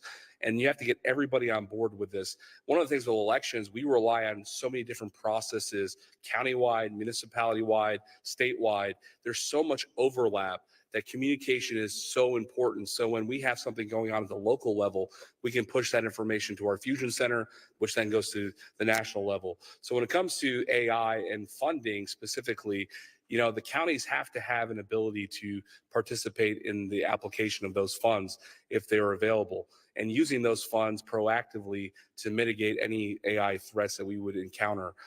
In Charleston, I'm sorry, go ahead. Yeah. No, good. Thanks. I just want to quick, Mr. Allen, can you talk about how, we work hard to get some federal funding for elections? It's been helpful for equipment and the like. Could you address how the ways your state has been able to put federal election funds to use? Yes, ma'am. Thank you. We used HIVA funds to make available to all of our 67 counties GIS software, mapping software that are able to be used in all of our Board of Registrars offices. So when they are getting folks registered to vote, or when they are implementing new county commission lines, school board district lines, congressional lines, that the voters are made sure that they are put in their correct voting precinct in the correct district. So we have made that available, and it's being utilized right now. And we are happy and pleased with the implementation of how that's going so far. Thank you very much. I'll save a question. My colleagues are all here for you, Mr. Cruz, on recruiting poll workers and the like. With that, we turn it over to Senator Britt. Thank you, Madam Chairwoman. Secretary Allen, this committee has heard testimony before regarding nationwide challenges with recruiting and retaining poll workers. I know that earlier this year you launched the Heroes to the Polls initiative in Alabama to help recruit poll workers in our state. Can you explain more about what that initiative is and how it's been implemented and how it's going at this point? Thank you, Senator. So who better than veterans to protect our elections? They have protected our constitutional right to vote with their service through the military. So we wanted to launch this program to help recruit poll workers. I can tell you, as a former probate judge who stayed on the phone a lot recruiting poll workers, that's one thing we wanted to make available and help our local elected officials who run our elections. And so that's really, really important. That we make that available to them. And, we want to give another tool to the probate judges, circuit clerks, and sheriffs. So when they're appointing those election officials, and when I'm speaking to groups, one thing I always try to encourage these groups to do is I ask them, I said, raise your hand if you've ever served as a poll worker. And sometimes you have some, sometimes you don't. And I always encourage them to get involved, because that's how they can help their local communities. And so with our Heroes at the Polls program, we think that's important. We've also launched Lawyers for Liberty, which is we work with the Alabama State Bar to give attorneys and to recruit attorneys. If they sign up, get trained, and work on election day, they get 4 hours of continuing education. Oh, that's Through the great. state bar. So we want to make that tool available to them as well. And so we're taking steps to help these local officials to recruit poll workers. Excellent. Thank you for your work on that. Additionally, as you know, federal law bans non-citizens from voting in federal elections. That being the case, it's important that states be given the tools that they need to ensure non-citizens are not able to register or vote in our elections. Last year, I introduced the Citizen Ballot Protection Act here in the Senate, and I appreciate all of my Republican colleagues on this committee joining me in that effort. Congressman Gary Palmer of Alabama introduced the House version of that bill earlier last summer, and it was voted out of House Committee on Administration in November. I hope to see both chambers pass this and it become law. The bill is simple. It amends the National Voter Registration Act to allow states to put in place a proof of citizenship requirement for both the federal mail voter registration form and any state mail voter registration form that they might be able to develop. Secretary Allen, in that vein, can you explain what resources secretaries of state have around the country at their disposal to provide their state or local election officials the ability to verify citizenship when individuals attempt to register to vote? Thank you for the question. The simple answer is we don't have really anything that at our disposal to verify citizenship. Really, when a man or woman goes in to register to vote and they sign their name, they are attesting that they are telling the truth, that they are a citizen of the country. Just recently, back in December, we asked the United States citizenship and immigration services for a list of non-citizens so we could cross-check our voter file in Alabama. We were denied that list from the federal government.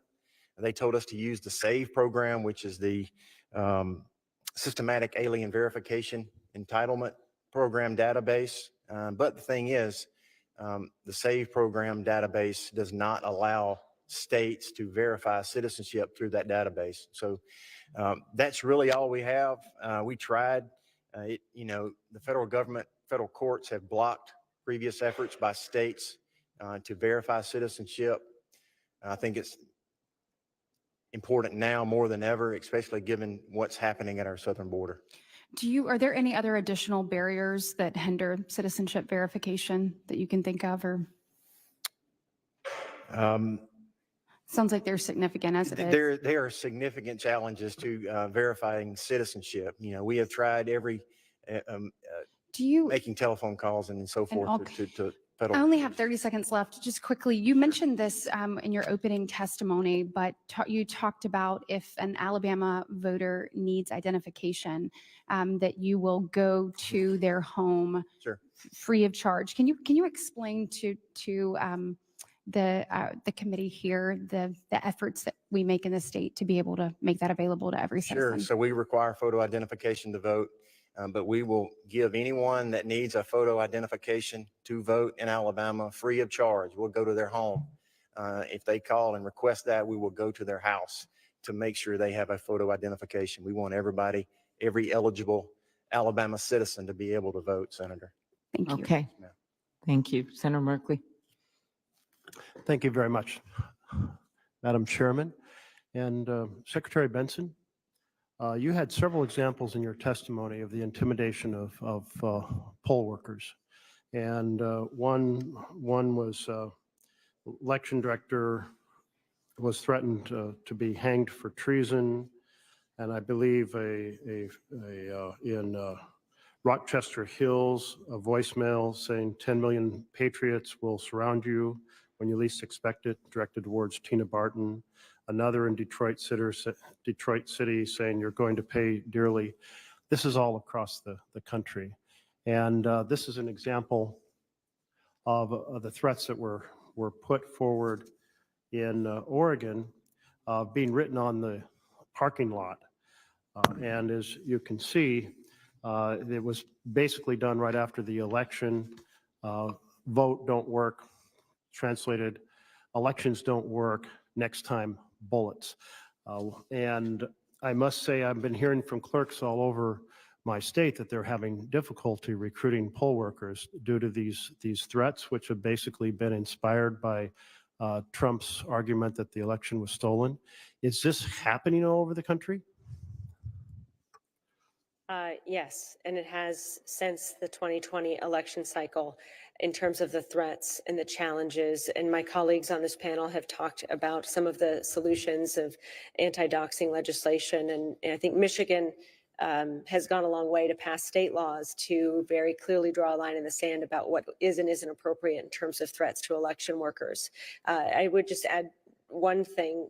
I think the absence of any clarity from the federal government that this is not appropriate and that it is a crime to threaten an election official in their line of official duties is, well, I would say passing a law to clearly make it a crime, as I know Senator Ossoff and others have proposed, would send a very clear message of support and protection to these individuals who have borne a lot of the brunt of the misinformation and lies and deception that has plagued our democracy for the last several years.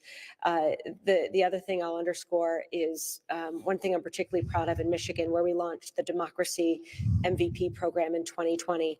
It too partners with Vote Our Vet to recruit veterans. It too partners with the ABA nationally and in our state to recruit attorneys. What we have seen as a result also is a new generation of election workers step up to the plate, determined to protect our democracy despite the threats, yet at the same time, the threats are still. Thank you. I'm going to try to get in a couple other questions here, but it's a very comprehensive answer. Thank you. And Secretary Allen mentioned the importance of making sure that non-citizens don't vote. This has been a point of some discussion as to whether these strategies are intended to essentially intimidate people and whether this is addressing a real problem. Have you seen a significant number of non-citizens attempting to vote in your state? No. And do I recall that Michigan did some audits to try to examine that, and what did those audits find? Yes, we take the importance of ensuring every eligible vote is counted and only eligible votes are counted very seriously. We have several layers of protection when we implemented automatic voter registration in particular to ensure documentation and also make clear to folks the consequences, legal consequences of lying on these forms. But at the same time, as we've done our work and done our investigations, we've consistently found that our voter rolls are clean and that non-citizens are not voting to the extent that that some would allege. So there's many ways to approach this that have worked very well. And Ms. Nelson, would you affirm that that is the case? It's that there are non-citizens attempting to vote in any substantial or even notable number. Just say, I hate to see people trying to address a non-problem and disguise it as a problem when they're really trying to intimidate people from voting. Ms. Nelson, I wanted to turn to your testimony. And you mentioned in it several things that are done to discourage people from voting. And I've heard about these all across the country. If you have a section of the state that you don't want to vote, like a certain city, a certain poor area, a certain native Indian reservation, changes in polling location, you move it, you consolidate it, you proceed to open the voting place late, you proceed to understaff it so that there is a long line. You proceed to put the voting place where there's no parking, so people get very frustrated. You proceed to run out of ballots, which was one I hadn't heard about before when you're talking about Mississippi. And so these strategies, how do we tackle these? Well, the way we're tackling them is we have 25 poll monitors on the ground right now in Mississippi addressing those very issues that you just laid out. I have a real-time email from my team telling me that that's what they're seeing. There's also signage issues. There are many ways that are not easily detectable until you are in the middle of an election and voters are being disenfranchised, where there is a clear targeting and a clear disregard for certain communities when they are attempting to cast a ballot. What we need is, in addition to our election protection efforts, we need strong legislation that will prevent some of these changes from happening without there being some preclearance, some authority that says it is okay for you to do this. It will not disproportionately harm certain voters. Yeah, I really want to just emphasize that in closing, because these things sound like legitimate operations, moving a polling location and so forth, but they can be used in an extremely prejudicial manner. Thank you. Very good. Senator Haggerty and then Senator Padilla. Thank you. I want to thank all of you for being here today. Your work overseeing our elections is extremely important. The founders tasked the states with conducting elections to help ensure the integrity of and the confidence in our election system. So I want you all to know I appreciate your service. Secretary Allen, I'm going to direct all of my questions to you, however, because we have a limited amount of time. I'm going to ask you to keep your answers brief, yes or no, if appropriate sort of answers, and let's get started. Are you familiar with President Biden's Executive Order 14019, which directs federal government agencies to engage in voter mobilization, including helping with completing vote-by-mail materials and finding third-party organizations to help provide voter services on federal property? Yes, sir. Secretary Allen, are you aware of any authority in federal law that permits the executive branch agencies to engage in this sort of voter mobilization activity? I'm not. Nor am I. In fact, it seems like this activity actually may very well violate the Hatch Act. It may violate the Anti-Deficiency Act, which prohibits spending funds in a manner that's not authorized by Congress. Secretary Allen, does it seem problematic to you for taxpayer-funded federal agencies to, quote, assist applicants in completing vote-by-mail ballot forms and bring in outside organizations to help do that? Yes, sir. It is problematic. This Biden executive order says that any outside organizations brought in to help with voter mobilization must be, quote, nonpartisan. Let's take a look at who's helping the Biden administration with this order. Last year, an agency within the Department of Health and Human Services acknowledged that it was working with groups like the ACLU and DEMOS to implement this voting executive order, the latter of which describes its mission as, quote, pioneering bold, progressive ideas. A FOIA request also revealed that DEMOS is working with the Department of Agriculture on this matter. Secretary Allen, do the ACLU and DEMOS sound like nonpartisan groups to you? No, sir. No, they obviously aren't nonpartisan. Their priorities are openly partisan.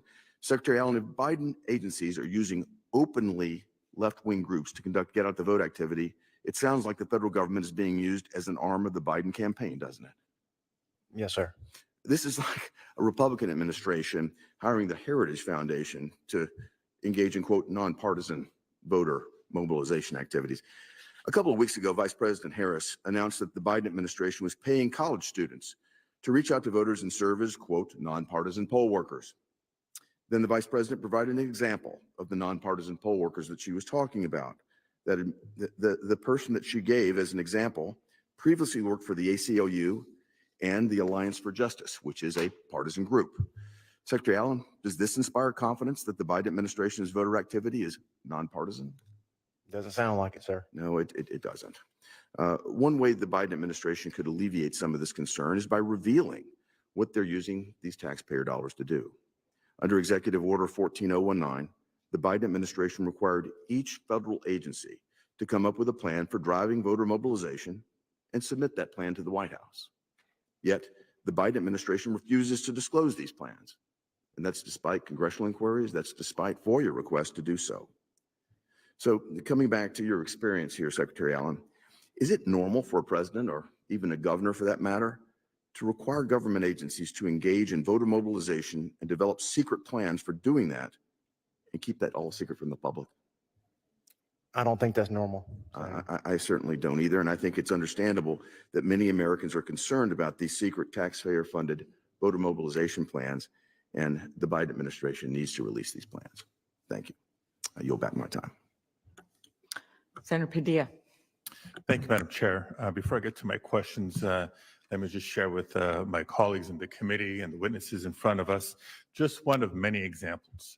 The exchange I just witnessed fails to point to any partisan language in the directives that were referenced. If anything, I'll call your attention to the National Voter Registration Act, which was passed on an overwhelming bipartisan basis in 1993. And before we get to the substance of the act, just find under Section 2, findings and purposes, findings that Congress, again on a bipartisan basis, finds that one, the right of citizens of the United States to vote is a fundamental right.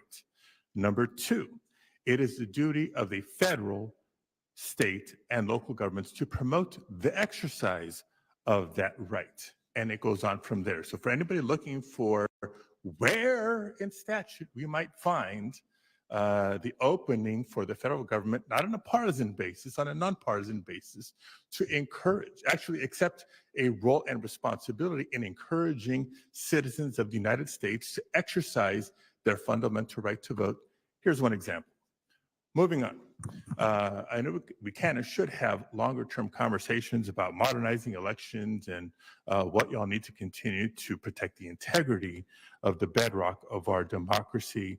I know that threats to election workers and poll workers has already been covered in this hearing, but recognizing that, look, we're well deep into the primary season of 2024, November's on the horizon.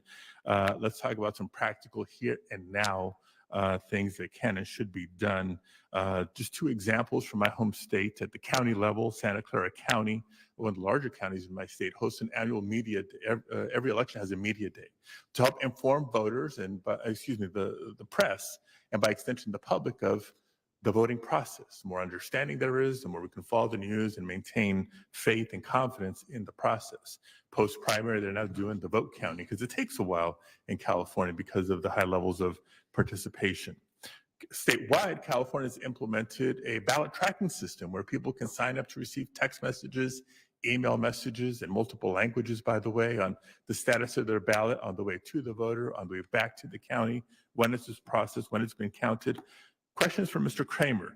What systems are in place for state and local officials to learn what either federal resources or university resources are available to them, and maybe even a sharing of information system to share these best practices?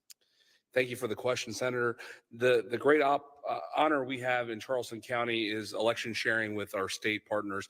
We hold a state conference every year. But one thing I'm proud of is we're launching the Voter Ambassador Program in Charleston County, and we are the trusted election information source. and we're going to empower other organizations within Charleston County to be our ambassadors under strict guidelines, but it helps give that official information. So when we do a program like that, we have to be able to share that with other counties and states. The EAC has a great clearinghouse program that we are now being able to tap into, and that is a resource sharing where we can ask questions. What are you doing to be effective in election administration? And it's a tool that I actually applaud the EAC for introducing, and it helps election officials. Wonderful. Thank you. Now, on a very specific topic, recently the Department of Education clarified rules around the federal work-study program, making it clear that, yes, it is legal for students on work-study jobs to work in election offices. I actually encouraged the department to make this clarification last October because somehow it was a question in the minds of some, and I'm glad it happened. I think it's a terrific way to bring dedicated younger Americans into elections offices to see their democracy up close and personal. And imagine being inspired to pursue a career in that area, but in the short term, possibly help alleviate some staffing concerns. Question for Mr. Kramer. You've previously had high school and college age poll workers and election workers, correct? How have they performed?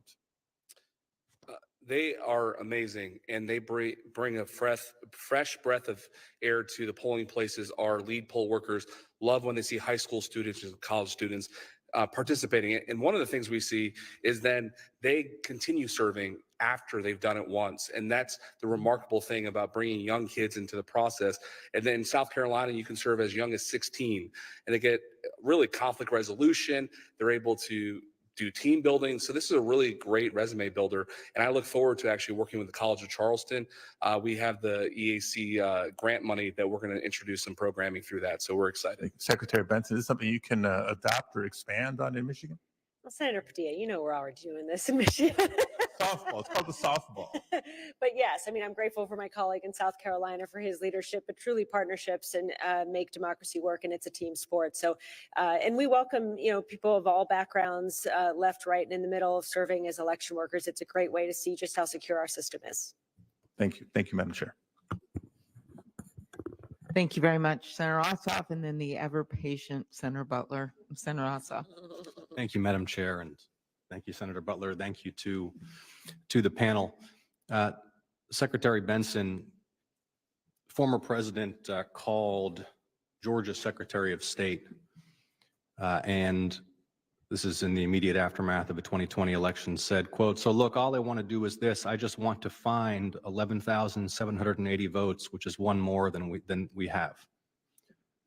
You ever gotten a call from a presidential candidate asking you to find precisely the number of votes they need to win the election?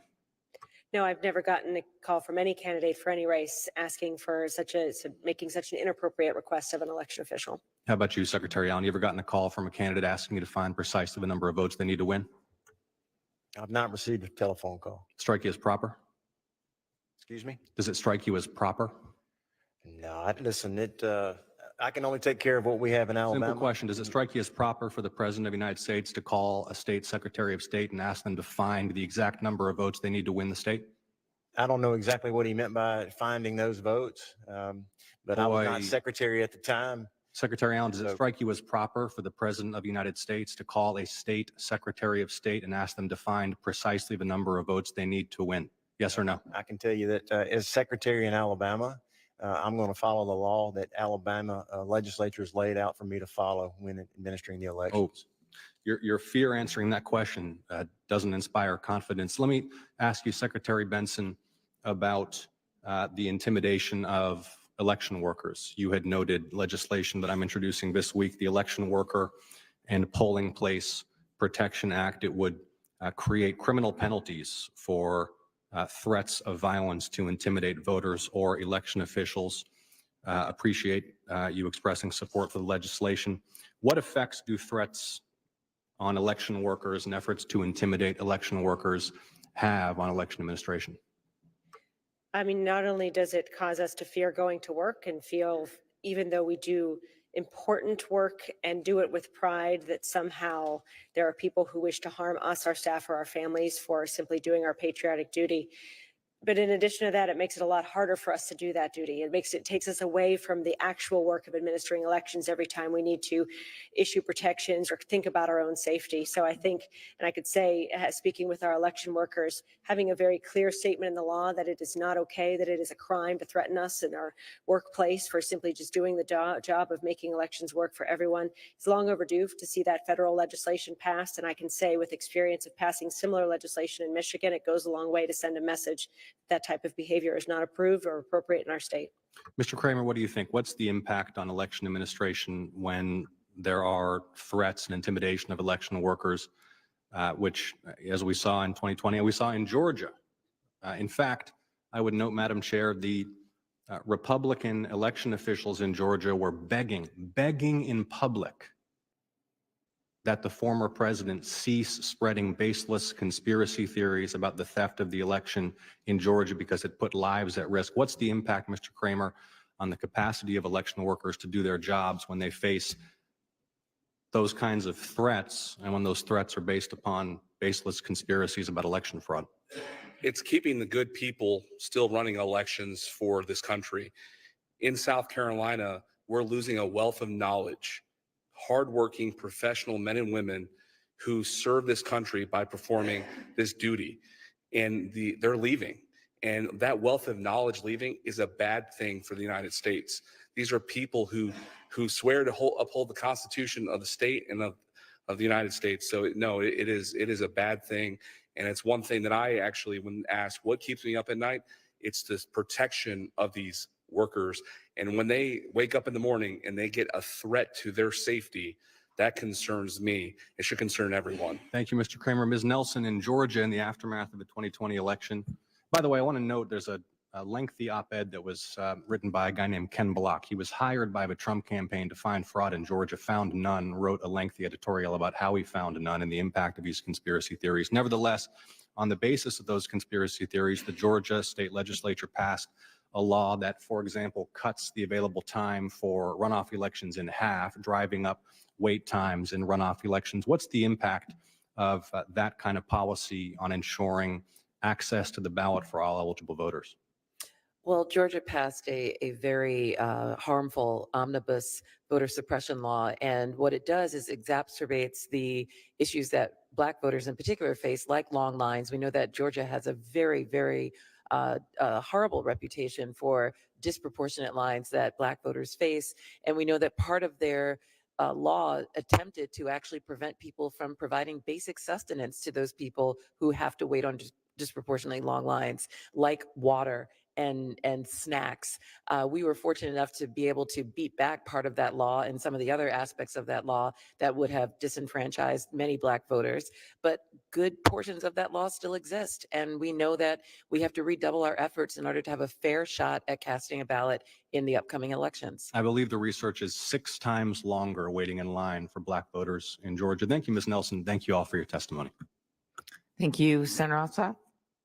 Senator Bowler. The gift of being number 100. I'll remember that time you went first on this A committee. total First gift. time. That's You why thought I said it works in all kinds of ways, and particularly depending on your chair. So definitely appreciate you all for your testimony and for being here. Ms. Nelson, if you wouldn't mind, would love to start with you. You submitted in your written testimony the challenges that the LDF sort of was facing and working with in Hinds County, Mississippi, Jackson. In particular, I think there was some specific data that you shared in that written testimony, saying that Hinds County is approximately 70% Black, experienced extensive ballot shortages during the 2023 Mississippi statewide election. Now, this was one of the first times in my recent memory as a Mississippian that there was a competitive governor's race. And there was an opportunity for Mississippi to elect their first Democratic governor in, again, very long time. But your written testimony also noted that there were up to nine polling locations in Hinds County that ran out of ballots multiple times during Election Day, some of them before 12 noon. Now, I know that LDF was a part of some investigative work and steps to help to find out in Hinds County what went wrong in efforts to offer those learnings to others, advocacy organizations across the state and across the country and those who are doing that work. Can you just share with the committee quickly what you learned from the investigation of what happened in Hinds County? Sure, some of it is still ongoing. And in fact, I mentioned the elections in Mississippi today. And unfortunately, we did not get an answer before today's election as to whether there was any threat of ballots running out again based on what we learned in the previous election. So we're still investigating that. That's why we have people on the ground. And that's why we are documenting in a new report, Democracy Defended, all of the different incursions on the right to vote that we're finding so that there's a record that can support the federal legislation that we're here to demand Congress pass. The suggestion that there are no modern conditions that should give rise to federal intervention is just patently false. And the work that we do along with our civil rights colleagues, every election on the ground establishes that record to support federal legislation like the Freedom to Vote Act and the John R. Lewis Voting Rights Advancement Act. Thank you, Ms. Nelson. Mr. Allen, I actually had the pleasure of being down in Alabama just a week ago and being on the campus of Alabama State University as a member of this body, conducting a field hearing in Alabama, talking to Alabama voters about just that point, the modern discrimination that Alabamans are experiencing and that we're seeing happen across the country. I would like to actually, instead of landing there, you said something in your testimony just a few minutes ago in response to an earlier question that I would love to just press on just a little bit to understand more. You made mention of some HAVA funds. You said that your office uses to get mapping software for counties and municipalities. Am I capturing that accurately? It's for the county boards of registrars. So that's that's really helpful because I noted that just earlier this month, there's 6,000 voters in Alabama's newly drawn 2nd congressional district that received election postcards listing incorrect voter information. I appreciate that your office has said before that you weren't involved in sending out those postcards. Can you talk a little bit about the intersection between the challenges of Alabama voters not getting the correct information, the tools that you say that your office helps to provide and facilitate for county elections, and why you think that your office had nothing to do with voters in Alabama getting the incorrect information for their polling location? Sure, it is the boards of registrars in every county to make sure that the voters are placed in the correct district. It is not the secretary's role or the secretary's office role to conduct any of the voter assignments. That is solely left up to the county.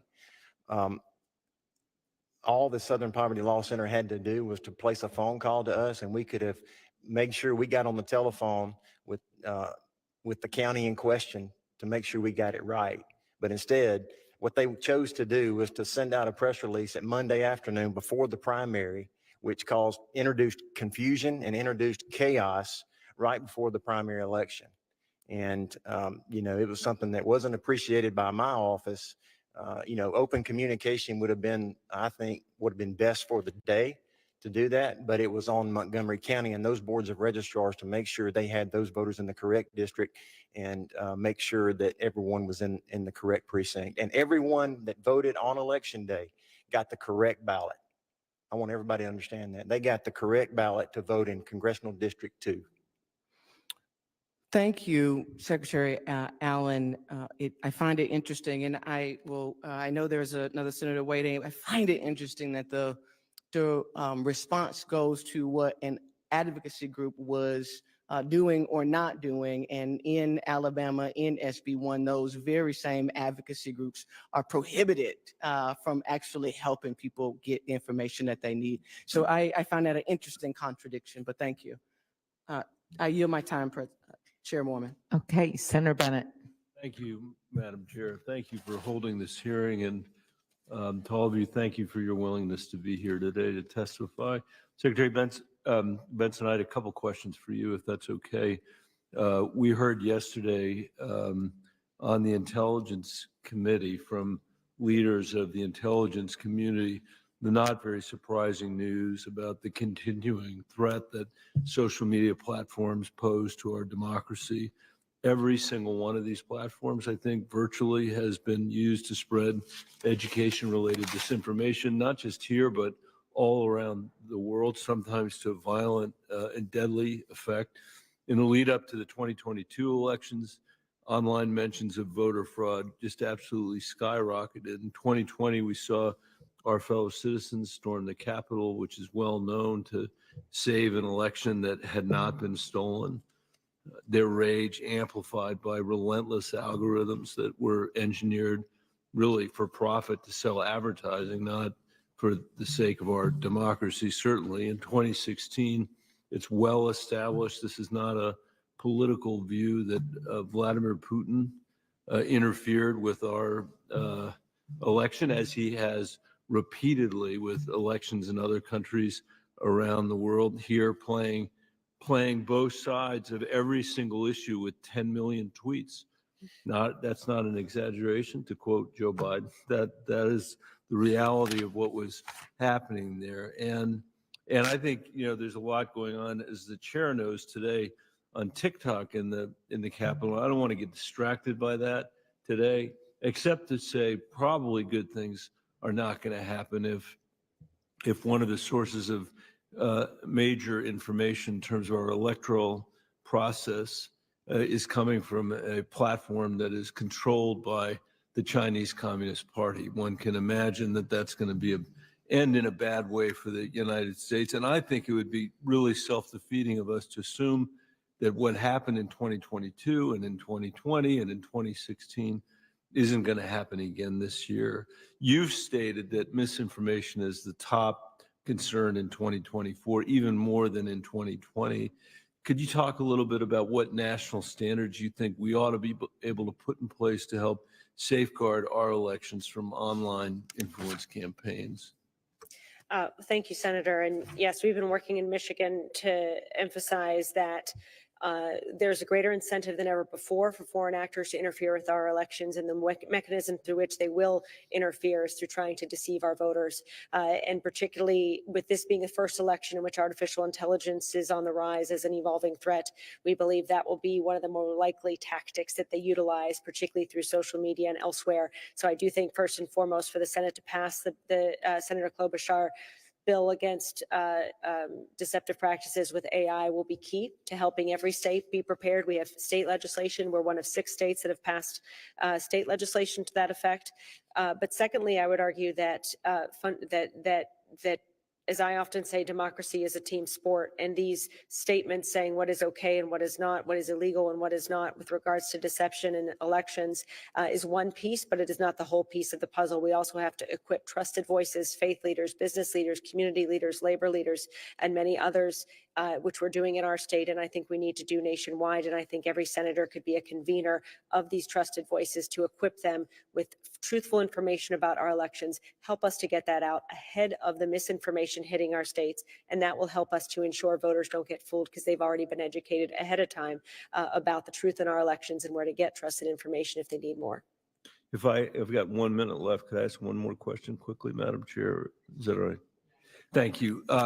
Next week, as you know, and the Supreme Court is going to hear the case of Murphy against Missouri, which addresses a district court decision preventing the federal government from communicating with social media companies about the content on their sites. This decision, the lower court decision, has had a disastrous effect on our ability to combat foreign influence operations and protect the integrity of our elections. It affects the government's ability to coordinate with the platforms, on public health information that threatens to undermine the efforts undertaken across multiple presidential administrations to hold the platforms accountable for their own, to have their own sets of policies.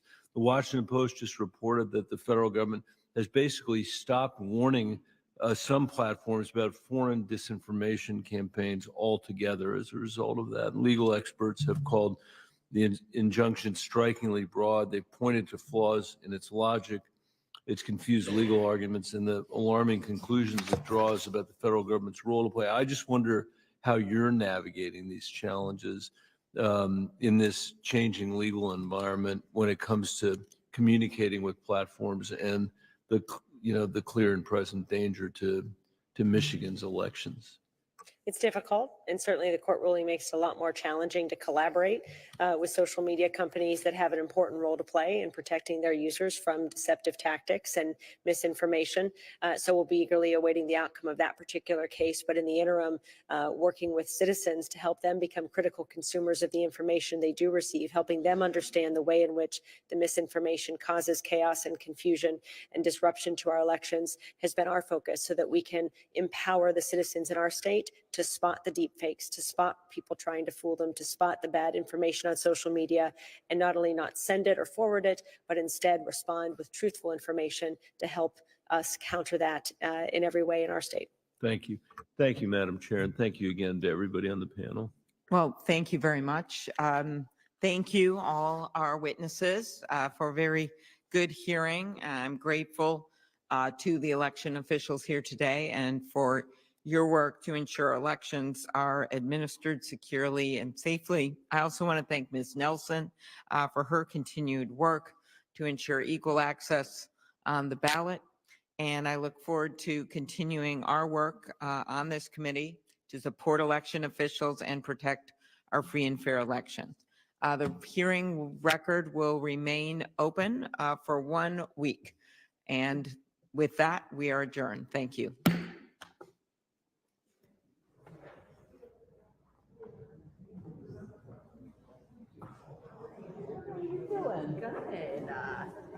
Good over here. I got done with my hearings a little early and wanted to come back. Hey, how are you? Good to see you. Did I miss it? Yeah.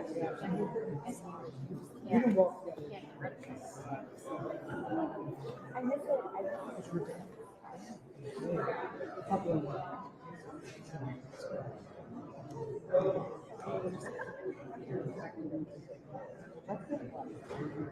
Love that.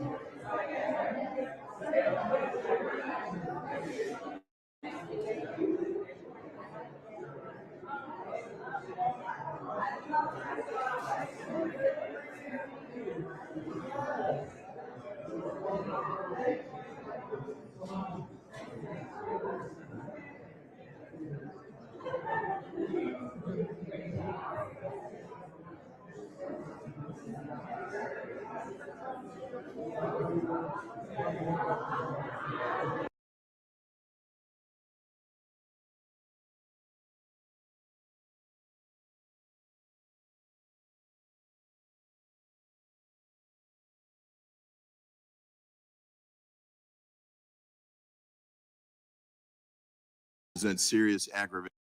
And Mr. Hur, appreciate you coming in today.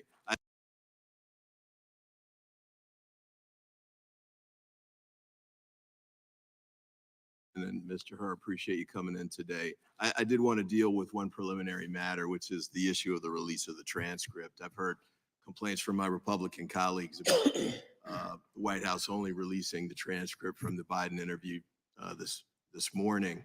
But I have to note that there are, I think, over 90 transcripts that are being held by the majority here in the Judiciary Committee and Oversight Committee for interviews that we all care about. They all go directly to issues with respect to the alleged impeachment inquiry.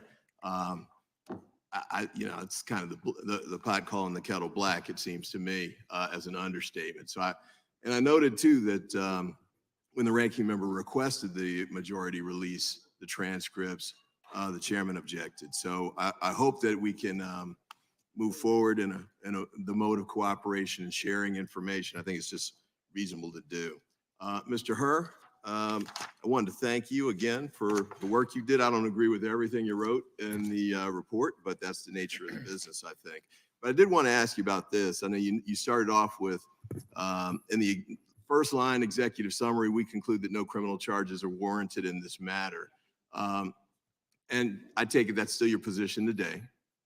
Yes, it is. All right. You also noted a little bit below that, for the reasons summarized below, we conclude that the evidence does not establish Mr. Biden's guilt beyond a reasonable doubt. You still share that, still hold that view? I do. Okay. And even though you objected to the use of the word exonerated, from your perspective, he's been cleared of all criminal charges in your investigation. Is that fair? I determined that based on the evidence, criminal charges are not warranted. Okay. And I did want to go to the issue of material distinctions that you raised in your report between President Biden and former President Trump. We've got a document up here that lays some of it out, and you've answered some questions about this already, but you know, I think it seemed to be highly relevant in your analysis that President Biden cooperated, and I wanted to walk through a couple of those points. One is that he turned in classified documents to the National Archives and to the Department of Justice upon request. Is that fair? That was a factor that we considered, yes, Congressman. All right, he cooperated with your investigation? Yes, Consented to the search of multiple locations, including his house? correct. Sat for a voluntary interview? Yes, And that was 5 hours over 2 days? a little over 5 hours over 2 days. Okay. Turned over and allowed investigators to review handwritten notebooks he believed to be his personal property. Correct.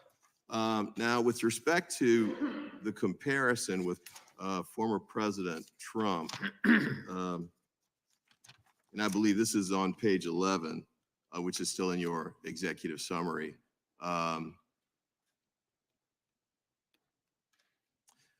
And I'll just read part of this to you. Unlike the evidence involving Mr. Biden, the allegations set forth in the indictment of Mr. Trump, if proven, would present serious aggravating facts. Most notably, after being given multiple chances to return classified documents and avoid prosecution, Mr. Trump allegedly did the opposite. According to the indictment, he not only refused to return the documents for many months, but he also obstructed justice by enlisting others to destroy evidence and then to lie about it. In contrast, Mr. Biden turned in classified documents to the National Archives and the Department of Justice, consented to the search of multiple locations, including his homes, sat for a voluntary interview, and in other ways cooperated with his investigation. That's from page 11 of your report? I see that language on page 11. All right, and you still stand by that language? I do, sir. Okay. And this is this is your report. You take full responsibility for everything that's in the document? I do. I stand by every word in it. All right, all right. Wanted to ask you a couple of questions. One is with respect to the surprising line of questions you got right before we broke about guardianship, which seems to me like a dramatic stretch of the anything that was remotely involved in your report. Did you raise any kind of issues about Mr. Biden needing guardianship or anything along those lines? Nothing relating to guardianship appeared in my report. Okay. And so I guess you made the one point about him being an elderly man with poor memory, but are you saying did you say anywhere in your report that you thought not only would he be unfit to handle his own finances, but he'd be unfit for public office? My report did not include any opinions on those issues. Okay, I see my time is exhausted, but thank you again for your testimony. I appreciate your efforts. Gentleman yields back. Gentleman from Virginia is recognized. Yield to the chairman briefly. I think the gentleman for yielding, I would just point out, Mr. Ivey raised the issue of transcripts. He has complete access to every transcript that we have done in a congressional investigation. He can go, he could show up for all the depositions, like frankly, I show up for most of those. So he has complete access to that. What we don't have is access to the transcripts of all the witnesses. We only have Mr. Biden, and we don't have access to the audio tapes of all the witnesses. Will the gentleman seeking. yield? It's not my time. I yield back to the gentleman from Virginia. You're speaking, but it's not your time? It's my time. You yield it to me. I thank the gentleman, Special Counsel Hur, thank you for being here. Your story is an impressive one. Your achievements are impressive as well. You've been a prosecutor for many years, correct? Yes, sir. I was not a prosecutor for more than a couple of years, but I still remember my record in jury trials. Do you remember your record? It'll take me a little time to reconstruct, but I think I could get there. Is it above 500? It is above 500, yes, sir. Okay. Well, I'm curious because the evidence that you outline in your report is pretty significant when it comes to evidence that after his vice presidency, and I'm reading from your report, Mr. Biden willfully retained marked classified documents about Afghanistan and unmarked classified handwritten notes in his notebooks, both of which he stored in unsecured places in his home. Further, you noted that there's evidence that he willfully retained the classified Afghanistan documents, including the Thanksgiving memo, and had a strong motive to keep such classified documents. You outline what that motive is. Can you tell me what is the motive for keeping the Thanksgiving Day memo? One of the motives that we addressed in the report was that the issue of whether or not a troop surge should be sent to Afghanistan in 2009 was a hotly contested and debated issue within the Obama administration back in 2009, and one in which then Vice President Biden had a significant role, and he felt very strongly about. I'm going to quote from your report. President Biden believed President Obama's 2009 troop surge was a mistake on par with Vietnam and wanted the record to show that he was right about Afghanistan, that his critics were wrong, and that he had opposed President Obama's mistaken decision forcefully when it was made, that his judgment was sound when it mattered most. Does that sound correct? That language sounds familiar from the report, yes. Okay. That is pretty significant in terms of a motivating factor for retaining those documents, wouldn't you say? That would be a factor that a jury would assess in considering whether or not Mr. Biden had criminal intent. And I also know that President Biden was working with a ghostwriter on a book, Mark Zwaneker, correct? Correct. And your investigation concluded when President Biden began work on his memoir, correct? At what time did your investigation conclude? With respect to the second book published in 2017, we identified evidence that Mr. Biden began recorded conversations with Mr. Zwanitzer in 2016 before the end of Mr. Biden's vice presidency. And it's your understanding that while Mr. Zwaneker interviewed President Biden, he read classified information from his notebooks nearly verbatim, sometimes for an hour or more at a time, correct? Correct. And was Mr. Zwaneker authorized to receive this classified information? He was not. And in fact, in their February 16th meeting, which has been alluded to earlier, isn't it true that President Biden read aloud and nearly verbatim classified information regarding the actions and views of U.S. military leaders and the CIA director relating to the foreign country and foreign terrorist organization? I believe that occurred, that was captured in a recording later in 2017, I believe in April of 2017, not February. Okay. And Mr. Zwaneker became aware of your appointment as special counsel, correct? At some point, Mr. Zwanitzer did become aware of my appointment, yes. And upon learning of the investigation, Mr. Zwaneker deleted digital audio recordings of his conversations with Mr. Biden during the writing of the book, Promise Me Dad. Correct. Did investigators with your office interviewed Mr. Zwaneker about the deleted recordings, and he admitted that part of his motivation for deleting this recording was because he was aware there was an investigation, correct? Correct. And did this conduct raise concerns with your office? It did. We considered it to be significant evidence that we needed to follow up on. Significant evidence, and I would argue that you also had significant evidence surrounding the retention of these documents, the storage of these documents, and even though there was a bit of a disconnect between what a reasonable juror could conclude, the intent was there, the motive was there for the book, for exoneration, and I would argue that you had enough to move forward. My time has expired. I yield back. Gentlelady from Vermont is recognized for 5 minutes. Thank you, Mr. Chair, and thank you, Special Counsel Hur, for being here today. I know it's been hours and hours, and I really appreciate you staying to the bitter end here. And I think it speaks to the possibility and promise afforded by this nation that you, as a child of immigrants, sit here as special counsel, and I, as a child of an immigrant, sit here as a member of Congress. There is a lot that's been said today, and part of the challenge that I have is trying to translate this for my constituents back home. And so I want to start with sort of the top line. So you were tasked with identifying whether criminal conduct occurred regarding classified documents. And after over a year of investigation, including 150 witness interviews and over 7 million documents reviewed, you wrote in the first sentences of the executive summary, quote, "We conclude that no criminal charges are warranted in this matter. We would reach the same conclusion even if Department of Justice policy did not foreclose criminal charges against a sitting president." Were those your words? Yes. Thank you. So let's get into it. Mr. Hur, at any time did DOJ leadership or the Attorney General attempt to influence the outcome of your investigation? No.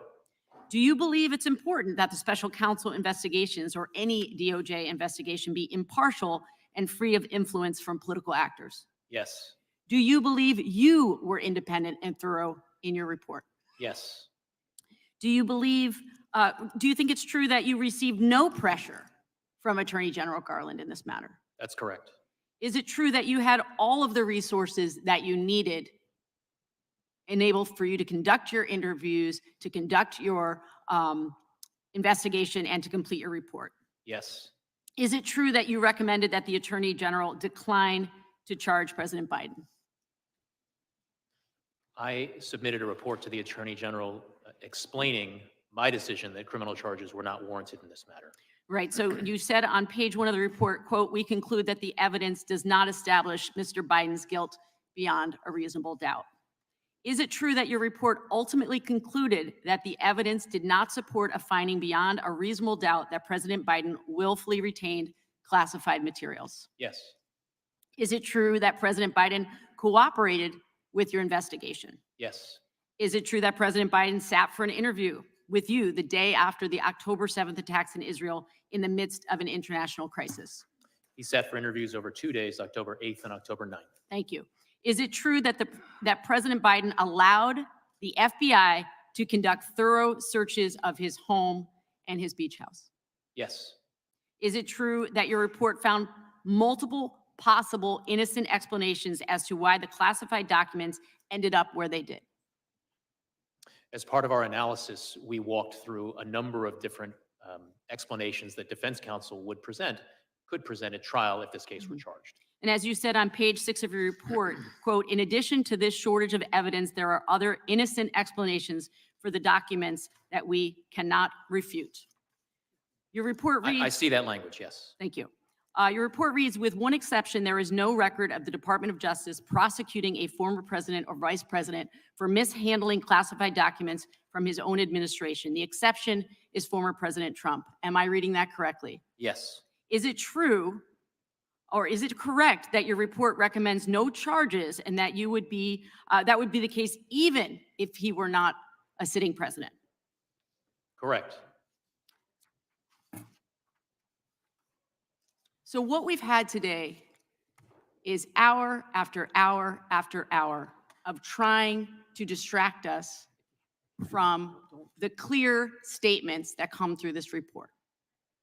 And you yourself have said multiple times today, there was no attempt to obstruct justice by the president, by the Department of Justice, by the Attorney General, that you had all the resources that you needed to conduct a fair and thorough investigation and report, and that what you concluded was, in fact, the evidence was not sufficient to bring charges against the president for mishandling documents. I thank you for being here today. I yield back. Gentlelady yields back. The gentleman from South Carolina is recognized. Mr. Chairman, I'll yield to you such time as you may consume, sir. Oh, I appreciate the gentleman yielding. Mr. Hur, why did the White House lawyers go look in the first place? My understanding is they went to the Penn Biden Center. Why'd they go look in the first place? Look for classified, mishandling of classified, look for classified documents. Why'd they do it? What we identified through our investigation was that at a certain date, members of the president's staff went to the Penn Biden Center in order to get a better handle on what kinds of evidence and what kinds of materials were at the Penn Biden Center. were they specifically looking for potential documents that were classified, or was it a broader initial look? My understanding is that it was a broader initial look, and I'm looking at chapter 14, page 257 of my report about a visit in Right. March 2021 to the Right. Penn Biden Center. Okay. In March. In March of 2021. Was this after the Justice Department began their investigation into President Trump? I confess I don't have the date of the beginning of the investigation into President Trump at hand, Chairman. I believe it was the same month. I mean, I believe it was after. So I was just curious of that. Now, one other thing I think is important for folks to understand is President Biden had this information everywhere. I mean, you said they initially went to the Penn Biden Center. Which location was it at? Do you remember when they initially did their look? Was it at the transition office? Was it at the temporary Penn Biden Center in Chinatown? Or was that at its current location where the Penn Biden Center currently sits here in, or final location, I guess, in DC? You remember? I believe the visit that I referenced in March 2021 that's described on page 257 was to the Penn Biden Center's permanent and current location. Permanent and current. So there were three places, those three places classified information was at. Is that fair to say? That's correct. The initial transition office immediately after the end of the vice presidency, the Penn Biden Center's temporary office, and then the Penn Biden Center's permanent office. Okay. So those, and then you had the University of Delaware Library, the University of Delaware Biden Center, right? So that's 5 total. And then you had multiple places in his home.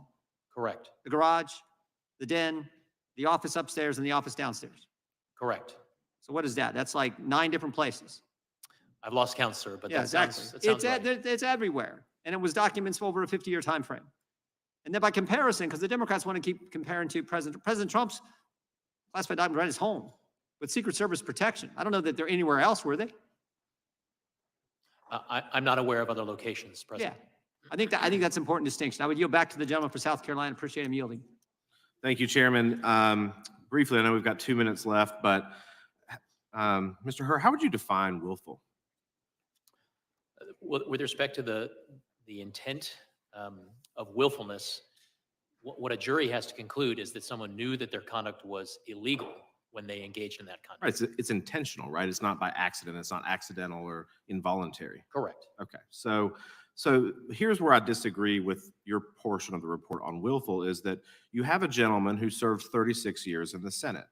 I've only been here a year, but I understand the importance of handling classified information.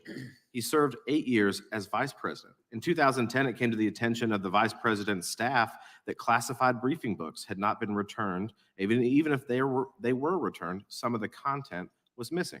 The same year, the executive secretary raised that nearly 30 of the classified briefing books from the first 6 months of 2010 were missing. In August of that year, then Vice President Biden failed to return top secret, sensitive compartmented information contents of a classified briefing book from a trip that he took to the Hamptons. And to date, you were unable to determine if these documents were ever recovered. Is that correct? Correct. So to me, this wasn't. When does willfulness when does willfulness factor in? At the point, if at that point in time he said, "Oh my gosh, I've got to call the willfulness," save the best for last. So I'm looking forward to this opportunity.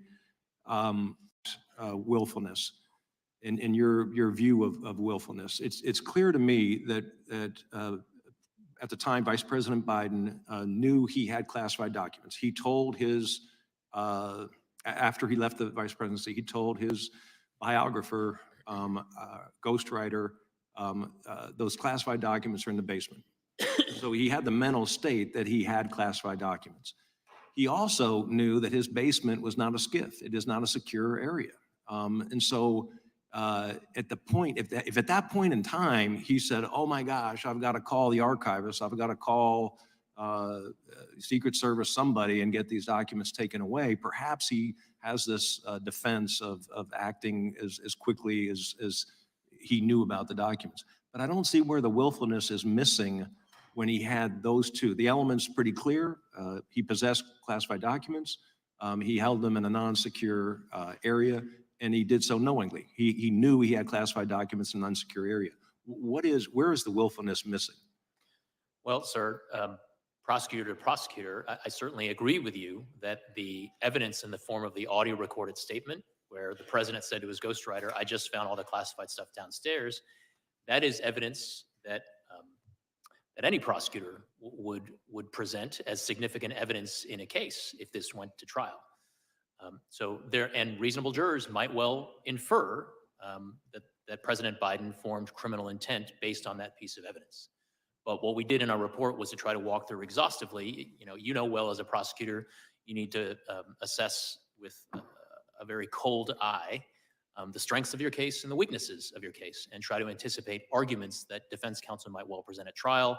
And what we tried to do in our report was to walk through potential arguments that would be presented by defense lawyers at the president's trial, and to determine how, by our judgment, how jurors would receive and perceive the evidence presented, including but not limited to evidence relating to the president's memory gaps that were in various pieces of evidence that we assessed. So how do you overcome that recording where he says, I've got classified documents? He's 30 years in the Senate or whatever it is. He obviously knows how he has to treat classified documents. I've got classified documents in the basement. What is the defense to that? That it was a made up recording, that it wasn't his voice, that everyone was wrong? How do you defend that particular fact, as well as I did a lot of tax cases. You had to prove a pattern of conduct. And in this case, he had a lot of documents in a lot of places. How do you overcome those things? Yes, Congressman. So we walked through a number of different evidentiary gaps that reasonable jurors might focus on, as well as a number of different defense arguments that the president's defense lawyers could present at trial. The first is a theory or an argument to the jury that the president, yes, he did say to his ghostwriter, I just found all the classified stuff downstairs, but then soon thereafter forgot about the documents. And therefore, it would be difficult to convince a jury that actually he knew that it was illegal to keep the documents, and he continued to do so. A second argument that we considered is that perhaps these documents never actually were in Virginia in his private rental home there.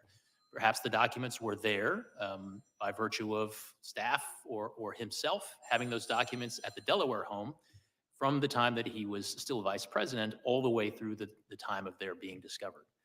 And finally, another theory that we walked through in the report is that there were 2 folders of marked classified documents relating to Afghanistan found in the box in the president's Delaware garage. One of them contained national defense information, and the other, it would be a more difficult task to persuade a jury that it did contain national defense information. So that argument would be premised on perhaps the president was referring to the one folder that didn't contain national defense information, but was not. It would be difficult for the government to prove beyond a reasonable doubt that he possessed the one that did contain national defense information. So I just laid a lot on you there, but we do our best to explain that at some length in the report. Thank you. I yield back. Gentleman yields back. Mr. Chairman. Gentlelady from Texas recognized. I thank you. And there's been a lot of time being shared, Mr. Chairman. I asked your very brief indulgence. Wait. You got a unanimous consent, or you asking a question? Your brief indulgence on unanimous consent dash question. No.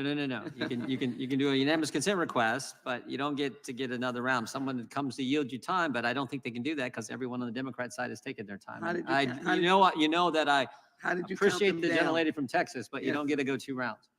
I'm not trying to go 2 rounds, but you got a unanimous consent request you want in the record, state so. If not, then I am getting ready to do the unanimous consent request, hoping that someone would come through the door. I ask unanimous consent. It could only be a Republican because all the Democrats have spoken. I ask unanimous consent that we add to the record as stated from page 1 of the executive summary. We conclude that no criminal charges are warranted in this matter. We would reach the same conclusion even if the Department of Justice policy did not foreclose criminal charges against the sitting president. I ask unanimous consent that that sentence be put in. And secondarily, I ask unanimous consent and a unanimous consent to add something to the record that's already in the record. God bless you. We'll do it. Thank you. And I add with the emphasis of Sheila Jackson Lee does not have. And I particularly ask that this be added to the record that Mr. Hur stated that Biden couldn't recall when his son Beau died. I add unanimous consent out of an article in Politico and indicate that there was no mercy given to Mr. Biden and no mercy given to him in the decision Without of this objection, report. so entered. Mr. Hur, even though there wasn't a question there, do you want to respond to any of that? No, Chair. All right. Mr. Hur, we want to thank you for I being yield here back. today. and we wish the best to you and your family. This concludes today's hearing. We thank our witnesses for appearing before the committee today without objection. All members will have 5 legislative days to submit additional written questions for the witness or additional materials for the record. Without objection, the hearing is adjourned.